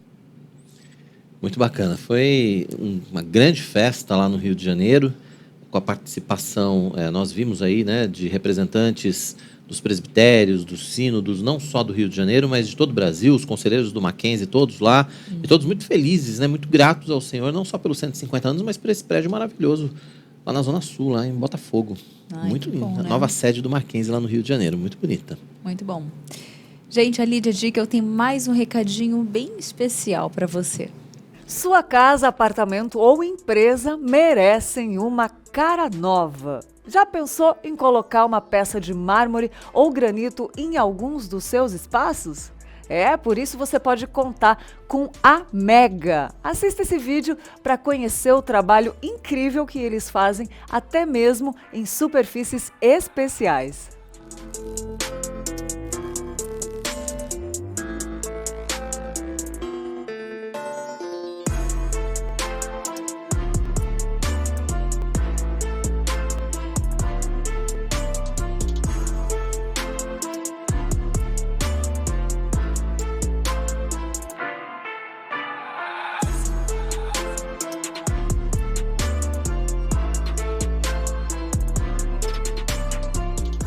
Tá dado o recado, peça sob medida com um atendimento personalizado é com a equipe Mega. Entre em contato com os números que estão aparecendo na sua tela e saiba mais.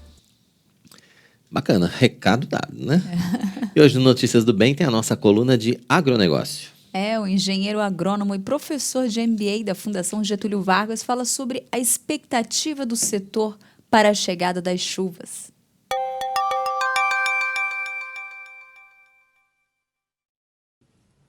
A boa notícia desta semana é que as chuvas irão voltar. Sim, os meteorologistas estão mostrando pelas imagens dos satélites, esses estudos que eles fazem, que está se formando um corredor de umidade, que é o normal, quando essa época seca de inverno começa a ser alterada e as nuvens e o período de chuva começam a se aproximar. Então esse corredor de umidade, a partir de quinta-feira, dia 16 de setembro, ele começa a avançar e vai se infiltrar, vai ter a sua influência desde o Mato Grosso do Sul, Goiás, São Paulo, Paraná. Então significa que estão se aproximando o período das chuvas. Isto é uma notícia muito boa. Nós passamos por este ano a pior seca registrada nos últimos 91 anos aqui no sudeste do Brasil, incluindo um pedaço do Mato Grosso do Sul, que não é bem sudeste, mas enfim, nessa região brasileira, que não é bem o Rio Grande do Sul, mas pega o Paraná também, Paraná, São Paulo, a parte de Minas Gerais, boa parte do Mato Grosso do Sul, um período de seca muito forte, pega o Pantanal também, os rios muito baixos e os reservatórios que geram a eletricidade nas hidrelétricas em níveis tão baixos como nunca haviam sido registrados. Então é um problema sério decorrente de escassez de recursos hídricos que afeta a agricultura, a pecuária e afeta também o abastecimento de água das cidades, assim como afeta a geração de energia. No caso da energia, como que a política resolve isso? Como que o governo atua? Aperta o botão e liga as termoelétricas. As termoelétricas são grandes usinas que geram energia a partir de óleo combustível, a partir de óleo diesel, a partir de petróleo. É uma energia mais cara, é uma energia mais poluente do que a energia gerada pela hidroeletricidade nos reservatórios. Então você tem formas de contornar na geração de energia, mas a conta de energia está ficando mais cara. Na agricultura, nós estamos cada vez mais, eu diria nesses últimos 30 anos, percebendo que mudanças climáticas estão acontecendo e o período de chuvas não é mais como era antigamente. Antigamente parecia estar mais regular, né? Chovia na hora certa, se esperavam as chuvas corretas. Agora, no meio da chuva, acontece em janeiro aquilo que os agricultores chamam um veranico. O veranico fica 10 dias, 15 dias sem chover em um mês que era para ser muito chuvoso. E às vezes um mês que já não era para ser tão chuvoso, chove muito, como acontece muitas vezes em abril, que não é bom para a agricultura, porque é época que está colhendo determinados grãos, então você molha muito a safra. Essas mudanças climáticas, elas estão exigindo a inteligência agronômica, para você manter os níveis de produção no agro, né, mesmo em condições de, vamos dizer, de instabilidade quanto ao regime de chuvas. Então, gestão de recursos hídricos passou a ser um assunto top, um assunto muito importante na agenda da agricultura. Não apenas fazer gestão econômica, gestão de máquinas agrícolas, né? A gestão significa administração, finanças. Agora, gestão de recursos hídricos, tomar cuidado, escolher variedades. Então, os pesquisadores lançam variedades hoje, estudam muito variedades que são mais resistentes aos déficits hídricos. É interessante isso. Melhorias genéticas tornam as plantas mais resistentes. Uma outra linha de pesquisa é melhorar, fazer com que as variedades novas de todas as plantas, elas tenham um melhor enraizamento. Quanto mais raízes, mais capacidade de absorção de água e, portanto, mais resistência a déficits hídricos. Mas, sem dúvida nenhuma, aquilo que mais se destaca, como dizem hoje os jovens, a ferramenta mais importante para enfrentar escassez de recursos hídricos vem a ser a irrigação. Vejam que coisa interessante e uma informação importante. Não é preciso chuva para fazer da agricultura, é preciso água, é preciso ter água para fazer da agricultura. Se a água vem da chuva ou se você coleta essa água de córregos, de rios, né, para fazer irrigação. Se você perfura poços artesianos, essa água vem do subterrâneo, dos aquíferos, ou como muitos estão fazendo no Oriente Médio, no deserto do Saara, na Austrália, estão dessalinizando a água do mar para usar na agricultura.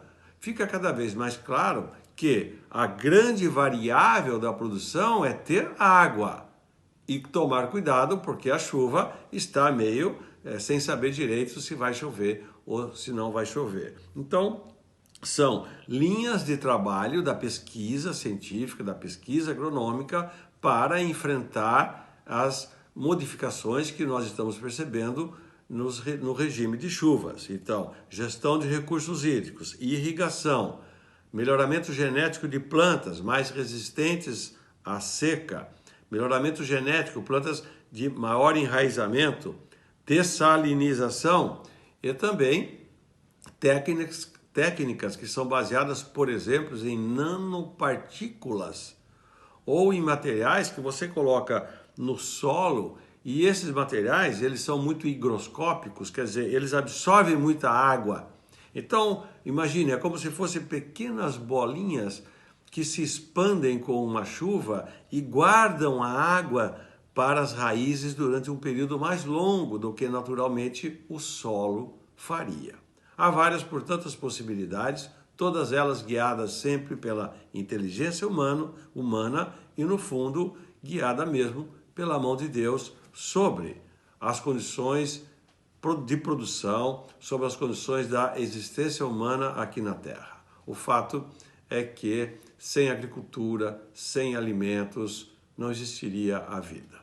Então é uma bênção que os agricultores estejam atentos, tenham o apoio da pesquisa, tenham o apoio das políticas econômicas para continuar fazendo aquilo que é o fundamental, garantir o maná que alimenta a vida e o maná que alimenta a nossa alma. Certinho. Obrigado, Chico, mais uma vez pela participação, né? Sempre bacana os nossos colunistas trazendo aulas para a gente, né, a respeito de tantos assuntos importantes. E aí agora o agronegócio, não só falando a respeito, né, da expectativa do setor para a volta do período de chuvas, mas a respeito da tecnologia tem que ser empregada nesse momento, né, para que a produção, enfim, continue garantida, né? Preciso que o Brasil garanta a segurança para o mercado interno e também muito para o mercado externo. Tem a questão da segurança alimentar, que o Brasil é um player, talvez o player mais importante hoje do mundo. Exatamente, né, gente? Falando do controle da pandemia, o estado de São Paulo já aplicou quase 70% das doses de reforço contra a Covid-19 do país. Isso significa que mais de 42 mil pessoas já receberam a aplicação extra para reforçar a proteção contra a doença. Além de São Paulo, os estados do Mato Grosso do Sul e Espírito Santo também estão realizando a estratégia a partir desta semana. Juntos, os 3 estados somam mais de 62 mil doses de reforço administradas no Brasil. No decorrer de toda a campanha, iniciada em janeiro de 2021, São Paulo já administrou mais de 55 milhões de doses. Com a mobilização das 645 cidades, mais de 97% da população adulta do estado já recebeu pelo menos uma dose da vacina e quase 58% das pessoas com idade acima de 18 anos já têm esquema vacinal completo. Conforme a orientação do Plano Estadual de Imunização e do Comitê Científico do Estado de São Paulo, os municípios devem aplicar o imunizante que estiver disponíveis nos postos, também para aplicação da dose adicional, pois todas as vacinas em uso no Brasil são seguras e eficazes. Essa primeira fase dedicada ao reforço na proteção contra a Covid-19 visa alcançar todas as pessoas com 60 anos ou mais que tomaram a segunda dose há pelo menos 6 meses, ou seja, entre fevereiro e março. Além disso, também serão imunizados imunossuprimidos com idades a partir de 18 anos. No total, são 7,2 milhões de pessoas que tomaram suas vacinas em momentos diferentes da campanha e receberão suas doses adicionais quando completarem os intervalos de tempo mínimo após a segunda dose ou então a conclusão do esquema vacinal. De pelo menos 6 meses para quem tem 60 anos ou mais e pelo menos 28 dias para os adultos com imunossupressão. A decisão de São Paulo de incluir o grupo de 60 a 69 anos foi embasada em recomendação do Comitê Científico após uma análise de trabalhos e as experiências ao redor do mundo dos indicadores da pandemia, especialmente entre os idosos, que ainda figuram entre as principais vítimas fatais da Covid-19. Muito bom ter esse relatório total, né? E depois do intervalo, a importância do diagnóstico precoce de doenças raras, né? Elas afetam até 65 pessoas em cada 100 mil indivíduos, ou seja, apenas 1,3 para cada 2.000 pessoas. No Brasil, estima-se que 13 milhões de pessoas tenham doenças raras. E quem vai falar com a gente sobre esse assunto no Notícias do Bem é o médico geneticista Caio Brusaca. Ainda dá tempo de você participar com a gente, né, do programa de hoje. Faça a sua pergunta, deixe seu comentário aqui no chat do nosso canal. A gente conta com a sua participação, a gente vai para mais um intervalo. Já já estaremos de volta com muito mais para você aqui no Notícias do Bem.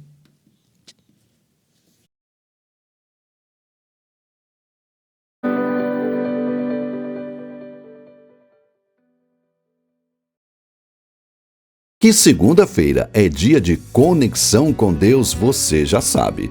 Mas agora também dá para participar presencialmente dos nossos novos cultos semanais. Na quarta-feira, às 20h, tem Restaurados pela Palavra, organizado pelo Ministério de Aconselhamento Bíblico. Cultos que enchem de esperança os nossos corações. E na quinta, 20h, tem a Grande Comissão, uma iniciativa da Junta Missionária de Pinheiros, um convite para que toda a igreja aprenda mais sobre a obra missionária. Inscreva-se para adorarmos juntos ao Senhor no site ippinheiros.org.br e acompanhe os cultos ao vivo pela IPPTV no canal youtube.com/ippinheiros. Mais de 800 mil pessoas já estão no canal do YouTube da Igreja Presbiteriana de Pinheiros. Nosso alvo é atingir 1 milhão de inscritos compartilhando conteúdo teológico reformado neste grande campo missionário que é a internet. Se você ainda não faz parte, faça sua inscrição agora mesmo. Clique no ícone inscrever-se e ative o sininho para receber as nossas notificações. IPPTV, conteúdo cristão de qualidade 24 horas na internet.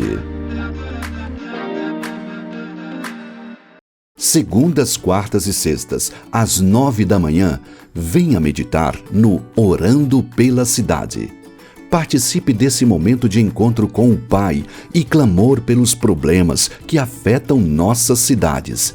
Orando pela Cidade, aqui na IPPTV, a sua TV missionária. Todas as tardes, você é nosso convidado especial da nossa Roda de Conversa. Conversa da Tarde no ar, sejam muito bem-vindos a mais um programa. Temas do dia a dia debatidos à luz da Bíblia, de forma leve e descontraída. Aqui não tem conversa fiada, mas tem teologia, dicas práticas e música boa. Entre nesse grupo. É logo após as Notícias do Bem, o nosso encontro aqui no Conversa da Tarde. Eu conto com a sua participação, sua interação no chat para a nossa conversa ficar mais legal, mais animada, tá bom? Conversa da Tarde, de segunda a sexta, 13h30, aqui na IPPTV, a sua TV missionária.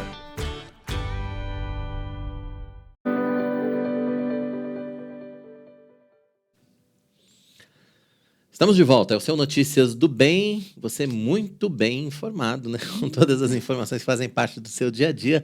E, é claro, as notícias aqui da nossa Igreja Presbiteriana de Pinheiros, as informações dos campos da Junta Missionária de Pinheiros, tudo isso para você aqui todos os dias. Nosso encontro é de segunda a sexta-feira, sempre a partir das 11h30, ao vivo. E a gente tem horário alternativo às 18 horas, né, Tainá? Exatamente. Lembrando que a sua participação é muito importante, participe pelo nosso chat, participe curtindo esse vídeo, participe compartilhando esse material. Olha só quantas formas também de você participar. E a principal, né? Participe nos ouvindo, assistindo, né, aqui acompanhando o conteúdo, né, e aprendendo um pouco mais aqui, com certeza, né, e claro, é sempre bom ter você aqui, não só no Notícias do Bem, agora eu estendo o convite, né, mas para toda a programação aqui da IPPTV, gente, é muito bom ter vocês aqui. 24 horas por dia de conteúdo cristão reformado de muita qualidade para você, isso tá certo? Mesmo. Gente, doenças raras são caracterizadas por muitos sinais e sintomas e variam não só de doença para doença, mas também de pessoa para pessoa acometida pela mesma condição, né? O conceito, né? Vai você, o conceito de doença ser. rara. O conceito de doença rara, segundo a Organização Mundial de Saúde, a OMS, é a doença que afeta até 65 pessoas em cada 100 mil indivíduos, ou seja, 1,3 para cada 2.000 pessoas. No Brasil, estima-se que 13 milhões de pessoas tenham doenças raras. Para falar mais sobre esse assunto, a gente está recebendo aqui no Notícias do Bem o médico geneticista, Dr. Caio Brusaca. Caio, obrigado pela sua participação aqui. É um prazer recebê-lo no Notícias do Bem para falar desse tema tão importante que muitas vezes é relegado até a um segundo plano, né? Pouco se fala a respeito das chamadas doenças raras. E eu queria aproveitar para começar a nossa conversa já te perguntando quais são as principais doenças raras que se enquadram hoje no Brasil ou que existem hoje no Brasil. Antes de tudo, muito obrigado pelo convite. É sempre uma honra estar aqui na TV para falar um pouco sobre doenças raras e genética médica. Quando a gente fala em doenças raras, a gente fala em grupamentos de doença. A doença ela é rara no sentido de que ela afeta 1,3 a cada 2.000 pessoas. Mas se a gente pegar no montante, é quase 6% da população. Por isso que vocês falaram na estatística de 13 milhões de brasileiros poderiam ter uma doença rara. Voltando ao conceito de doença rara, a gente divide em vários grupos. Existem as doenças raras que afetam o desenvolvimento, dentre eles entra o transtorno do espectro autista, entra a deficiência intelectual, mas como causa. Por exemplo, a síndrome do X frágil é a principal causa de autismo em meninos e é uma doença rara. Ou as doenças que são as cromossomopatias, como a própria síndrome de Down, a síndrome de Edwards, são alterações relacionadas ao nosso cariótipo. Existem doenças raras que também estão relacionadas às síndromes de um modo geral. Existem as doenças raras que estão relacionadas às doenças de acometimento tardio ou após os 40 anos, por exemplo, a esclerose lateral amiotrófica, as ataxias hereditárias, doença de Huntington, miastenia graves. Algumas dessas são raras, mas não são genéticas. Ou, melhor, não são geneticamente determinadas. E existem outras doenças também muito incomuns, mas são frequentes no consultório de um médico geneticista. Por exemplo, a síndrome de Marfan, que afeta o coração, a síndrome síndrome de velocárdio em relação à síndrome de George. Ou seja, existem várias síndromes genéticas, são em torno de 6.000, que são classificadas como doenças raras, mas a gente pensa mais num montante que não se torna tão raro assim.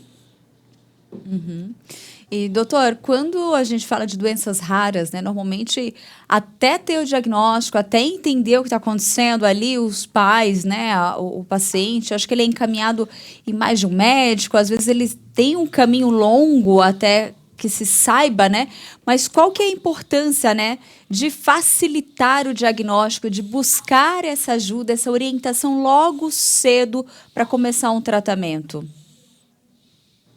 A gente sempre fala, quanto mais cedo a gente fecha o diagnóstico, seja, por exemplo, do transtorno do espectro autista, da deficiência intelectual, do atraso do desenvolvimento, ou, por exemplo, de alguma síndrome genética, ou alguma doença rara, como, por exemplo, a fenilcetonúria, que está no teste do pezinho, quanto mais cedo eu fecho esse diagnóstico, mais cedo eu inicio o tratamento. E mais cedo eu mudo a história natural da doença e tenho o melhor, que a gente chama de prognóstico, ou seja, a evolução daquela condição genética naquela criança. Aqui, quando a gente fala dessas raras, existem algumas que têm tratamento específico, existem remédios que poderiam melhorar ou até mesmo curar uma pessoa com doença rara. Aqui vale lembrar, por exemplo, da deficiência da biotinidase, que o tratamento é só repor biotina. É um tratamento tão simples que, se eu ir precocemente o quanto antes, eu vou ter sequelas irreversíveis no cérebro daquele bebê. E aí que está a grande questão. Quanto mais cedo a gente diagnostica, mais cedo a gente trata e melhor vai ser a evolução da doença. As chamadas doenças raras, elas são só genéticas, elas são só de nascença ou elas podem ser adquiridas? Vamos lá. As principais doenças raras são de determinação genética. Por exemplo, a fenilcetonúria, a fibrose cística, elas têm uma alteração no gene, por exemplo, na fibrose cística, no gene CFTR, e por isso a pessoa tem fibrose cística. Mas, por exemplo, na miastenia gravis, que é um tipo de alteração, uma doença neuromuscular, e, por exemplo, na própria esclerose lateral amiotrófica, a pessoa adquire com a vida. Eu tenho um pouco de genética, mas o meio ambiente faz com que a pessoa desenvolva a condição. Isso é muito importante porque existe realmente essa confusão entre toda doença rara ser de nascença ou toda doença rara ser genética. Aqui também vale ressaltar as doenças neurológicas de acometimento tardio. Por exemplo, Alzheimer e Parkinson, via de regra, não é geneticamente determinado. Uma minoria dos casos pode até ser, mas a maioria não é. Então, a pessoa tem uma condição que não é comum. Quando eu digo comum, são as doenças comuns, por exemplo, diabetes, hipertensão, asma, que são realmente extremamente frequentes. Aqui são condições que têm uma frequência muito baixa. Entendi. E essas doenças que são adquiridas ao longo da vida, existe alguma forma de preveni-las? Ou elas já fazem parte da sua história genética e elas vão se desenvolver em algum momento? Tem jeito da gente prevenir isso ou atrasar, pelo menos, o aparecimento dos sintomas? Aqui o melhor exemplo é o próprio câncer. O câncer, ele não é muito, ele é comum, mas ele pode ter um fundo genético. Aqui o que a gente faz? A gente tenta mudar estilo de vida para tentar retardar ou adiar aquela doença adquirida. Por exemplo, na esclerose lateral amiotrófica, se a pessoa ela vai desenvolver a doença do neurônio motor, a gente tenta, a partir de mudança de estilo de vida, mudança de alimentação, tentar retardar ao máximo esse aparecimento desses sintomas. Mas a partir do momento que esses sintomas aparecem, a maioria por exemplo, na ELA, Iluzol, que é o remédio, mas na miastenia graves, existem alguns remédios que a gente utiliza. Mas a maioria dessas doenças adquiridas, que são raras, a gente não tem um tratamento específico. E aí, aquela pergunta, né? Por que o diagnóstico ele é tão difícil assim? O diagnóstico, a gente estima que uma pessoa com doença rara, ela demore até 2 anos ou mais para fechar o diagnóstico. Primeiro porque ela passa por uma série de profissionais e muitas das vezes, como são doenças raras ou incomuns, não é o primeiro pensamento que a gente tem. Existe, por exemplo, um ditado que diz assim: trote de cavalos, a gente vai pensar em cavalos, a gente não vai pensar em zebras. Mais ou menos essa a noção que a gente tem quando a gente está lidando com uma doença genética. Quando eu estou vendo uma pessoa com uma alteração neurológica, vou pensar nas doenças mais comuns do ponto de vista neurológico. Eu não vou pensar nas exceções, eu vou pensar na regra. A mesma coisa, se eu estou pensando em situações onde há problema cardíaco envolvido, por exemplo, a miocardiopatia hipertrófica, que é um problema cardíaco genético raro, eu vou primeiro excluir as outras causas de cardiomiopatia antes de pensar nessa condição específica, porque ela é muito mais rara, muito mais incomum. Então, o que acontece? A gente acaba esgotando todas as possibilidades diagnósticas, de diagnósticos comuns, antes de começar o diagnóstico de uma doença rara.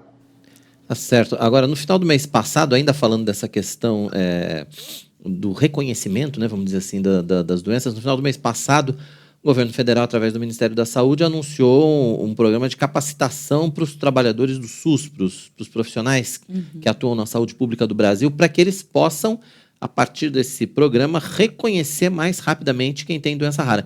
Fundamental, né? Para que isso chegue também ao SUS, né, doutor? Essa iniciativa é a melhor possível, porque, como eu falei, 6% da população tem alguma doença rara. E a porta de entrada do SUS é o posto de saúde. É o agente comunitário de saúde, é o médico de família, é o enfermeiro de família, é o odontólogo básico. Muitas doenças raras, elas se manifestam, por exemplo, com alterações dentárias. Isso é muito interessante. E o que a gente tem que falar é o seguinte, a partir do momento que eu consigo capacitar essa massa, que são os profissionais que trabalham em todos os municípios do país, é muito mais fácil chegar lá no centro de referência, que é onde vai encontrar o médico geneticista, para que possa ser feito o diagnóstico correto. O primeiro caminho para a gente fechar um diagnóstico de uma doença rara é alguém pensar que pode ser uma doença rara e caminhar para o profissional correto. A gente observa que o paciente com doença rara ele caminha em diversas especialidades antes de ir para o médico geneticista. E muitas das vezes ele já vem com N exames. Já foi feito exames de ressonância, já foi feito exame de líquor, já foi ovogeometria, bera, ultrassom de abdômen, eletroencefalograma, ou seja, exames que são a triagem inicial da genética. E quando a gente chegar na genética, a gente vai poder utilizar os exames mais sofisticados que nós temos, de cariótipo, arrays e exoma, para poder fechar o diagnóstico. Mas para poder chegar nessa ponta, eu preciso que o paciente ele tenha essa jornada do paciente pela atenção básica. E se uma vez que todos esses profissionais, agente comunitário de saúde, médico de família e enfermeiro de família, tiverem capacitados para pelo menos pensar em uma doença rara, vai ser muito mais fácil para mudar a vida de muita gente. Com certeza. E uma outra questão é a questão do tratamento, né, doutor? Muitas vezes é um tratamento paliativo e isso acaba desanimando também o paciente e muitas vezes a família, né? Principalmente quando a gente pega uma doença como ela, por exemplo. A questão aqui é, por exemplo, uma coisa é ter um tratamento específico, outra coisa é dizer assim, não tem o que fazer. Quando a gente fala em tratamento, eu vou falar um pouco sobre deficiência intelectual. Infelizmente, hoje, não existe um remédio para deficiência intelectual. Entretanto, com a estimulação, a gente consegue melhorar aquela pessoa. A mesma coisa que a questão do autismo. Não existe um remédio que cure autismo, mas com metodologia ABA, metodologia Denver, e vários tratamentos da equipe multiprofissional. Para agregar valor nesse atendimento, a gente consegue mudar a história natural daquela criança e melhorar a vida. Eu não digo curar, porque às vezes a pessoa com doença rara, ela pensa muito em cura. Eu quero curar minha ela, eu estou sofrendo, estou aqui tracostomizado. Não é o caso, né, doutor? Não é o caso. Não é o caso. Fibrose cística. A maioria das doenças. O que eu ia falar? A maioria das doenças raras não tem cura. A própria fibrose cística, como você está falando, eu tenho um remédio para melhorar uma pessoa com fibrose cística, mas cura, infelizmente, ainda não existe. É algo que ainda precisa ser estudado, né? Exatamente. Com certeza. Precisa continuar a pesquisa. Tem uma pergunta da Geralda Vilela. Ela perguntou o seguinte: se a afasia é a mesma que esclerose lateral? Não, a afasia é a alteração de linguagem. A esclerose lateral amiotrófica, a esclerose lateral amiotrófica, ela é uma alteração do neurônio motor e ela afeta múltiplos neurônios e até mesmo múltiplos órgãos. Na afasia, não, é mais questão de linguagem. Entendi. Muito bom. E é isso, assim, doutor. Hoje nós temos mais é isso que nós estamos falando, acho que para a gente dar essa continuidade da conscientização cada vez maior das famílias, de ter esse cuidado, né, com os filhos ali e de buscar esse tratamento, né? E hoje essa conscientização já se estende dos próprios profissionais na rede pública de buscar esse aprimoramento deles mesmos, de conseguir ter essa expansão, essa estrutura para atender ainda mais. Qual que é o risco, né, quando a gente não busca o devido cuidado, quando não trata no tempo ideal, assim? Quais são as complicações que podem ter o paciente? Assim, cada doença, né, ela se manifesta de uma forma diferente. Por exemplo, eu vou dar o melhor exemplo de doença rara que tem, que é síndrome de Down. Eu tenho pacientes com síndrome de Down que têm um desempenho excelente. O que é excelente? Mais do que o esperado de uma pessoa com síndrome de Down. Que trabalham, que têm suas vidas, que têm, chegaram até a ter carteira assinada. Por quê? Por conta que, como os pais investiram em estimular essa criança, ela conseguiu mudar a história clínica da síndrome de Down. Para ter uma vida o mais normal possível. Mas eu também tenho um outro lado. Eu tenho uma paciente que tem mais ou menos 25 anos, que ela nasceu numa região que não tem estrutura médica nenhuma. Quando ela nasceu, deram o diagnóstico de síndrome, não falaram nem que era síndrome de Down. E aí, o que aconteceu com essa moça? Com esse diagnóstico, ela ficou. Ela era filha de lavradores, hoje, com 25 anos, ela mal fala o próprio nome, tem a deficiência intelectual grave, vê a mesma condição que a síndrome de Down, dando duas evoluções completamente diferentes. Uma porque foi feito o diagnóstico correto e o manejo correto, e o outro que o diagnóstico foi dado tardiamente, porque o diagnóstico de síndrome de Down só foi dado com 25 anos, porque antes era só síndrome, não tinha nenhum sobrenome da condição. E por conta desses 25 anos de ausência de estimulação e ausência de tratamento, a gente viu com duas situações completamente diferentes.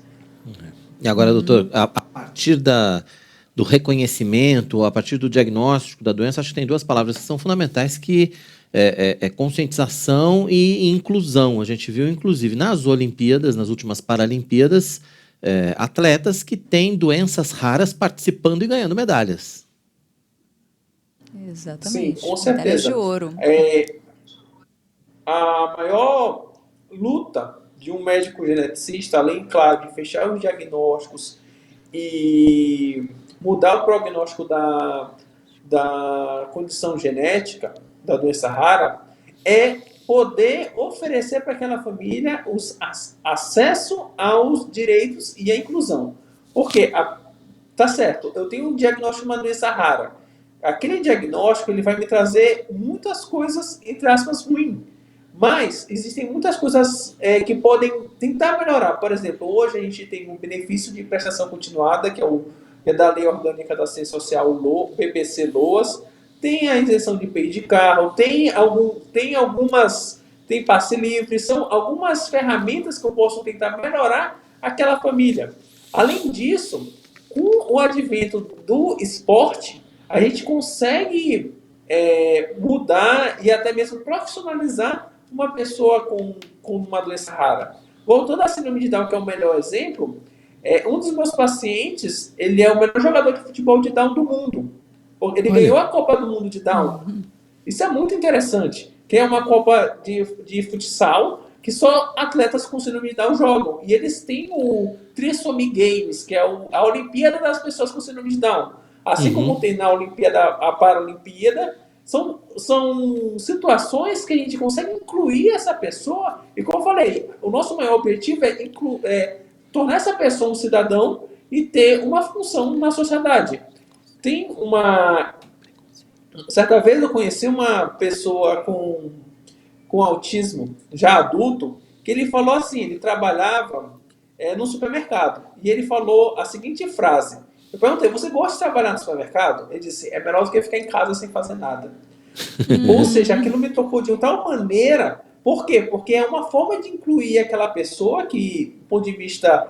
ele tinha todos os motivos para ser excluído da sociedade, infelizmente, mas ele está lá com o nosso apoio para que ele seja parte dessa sociedade, seja um cidadão e possa exercer todos os seus direitos como uma pessoa comum. É verdade. É preciso vencer o preconceito, né, doutor Caio? É preciso incluir todas as pessoas, inclusive essas que têm alguma deficiência. Doutor Caio, obrigado pela sua participação aqui no Notícias do Bem. Obrigado pelos esclarecimentos. Foi um prazer recebê-lo aqui. Sim, muito obrigada. Muito obrigado pelo convite. É sempre uma honra. Em breve estaremos novamente. Com certeza, doutor Caio Brusaca, médico geneticista, participando com a gente aqui no finalzinho, né, do nosso Notícias do Bem, falando a respeito desse tema tão importante, né, que é o tema das doenças raras, que afeta tantas pessoas e que ainda tem tanto preconceito envolvido, infelizmente, né? Exatamente. Ó, a Vânia Ferreira até colocou aqui, ela estava participando, né, da entrevista, ela colocou maravilhoso, né, que é o tema. Temas como esse que é importante a gente trazer, vir a reflexão e trazer esses esclarecimentos que são tão importantes mesmo. A gente trata de todo dia, né, conscientização, desses temas importantes aqui. Todos. Só tem tema importante aqui, gente. O Notícias do Bem está chegando ao fim. Você sabe, né, que nosso encontro é de segunda a sexta, sempre às 11h30 da manhã, com horário alternativo, às 6 da tarde. Lembrando que você pode ver e rever Notícias do Bem e todos os programas da IPP TV, quando e onde quiser, no IPP Play. É muito fácil. Acesse youtube.com/IPPplay, faça a sua inscrição, ative o sininho para receber todas as notificações e não deixe de compartilhar com a sua família e com seus amigos. O IPP Play é o primeiro canal de streaming cristão reformado, gratuito, 24 horas por dia na internet. Agora você vai ficar com o Marcos Mello e os seus convidados especiais no Conversa da Tarde. A gente volta amanhã com muito mais notícias para você. Tchau, tchau. Até lá. Tchau.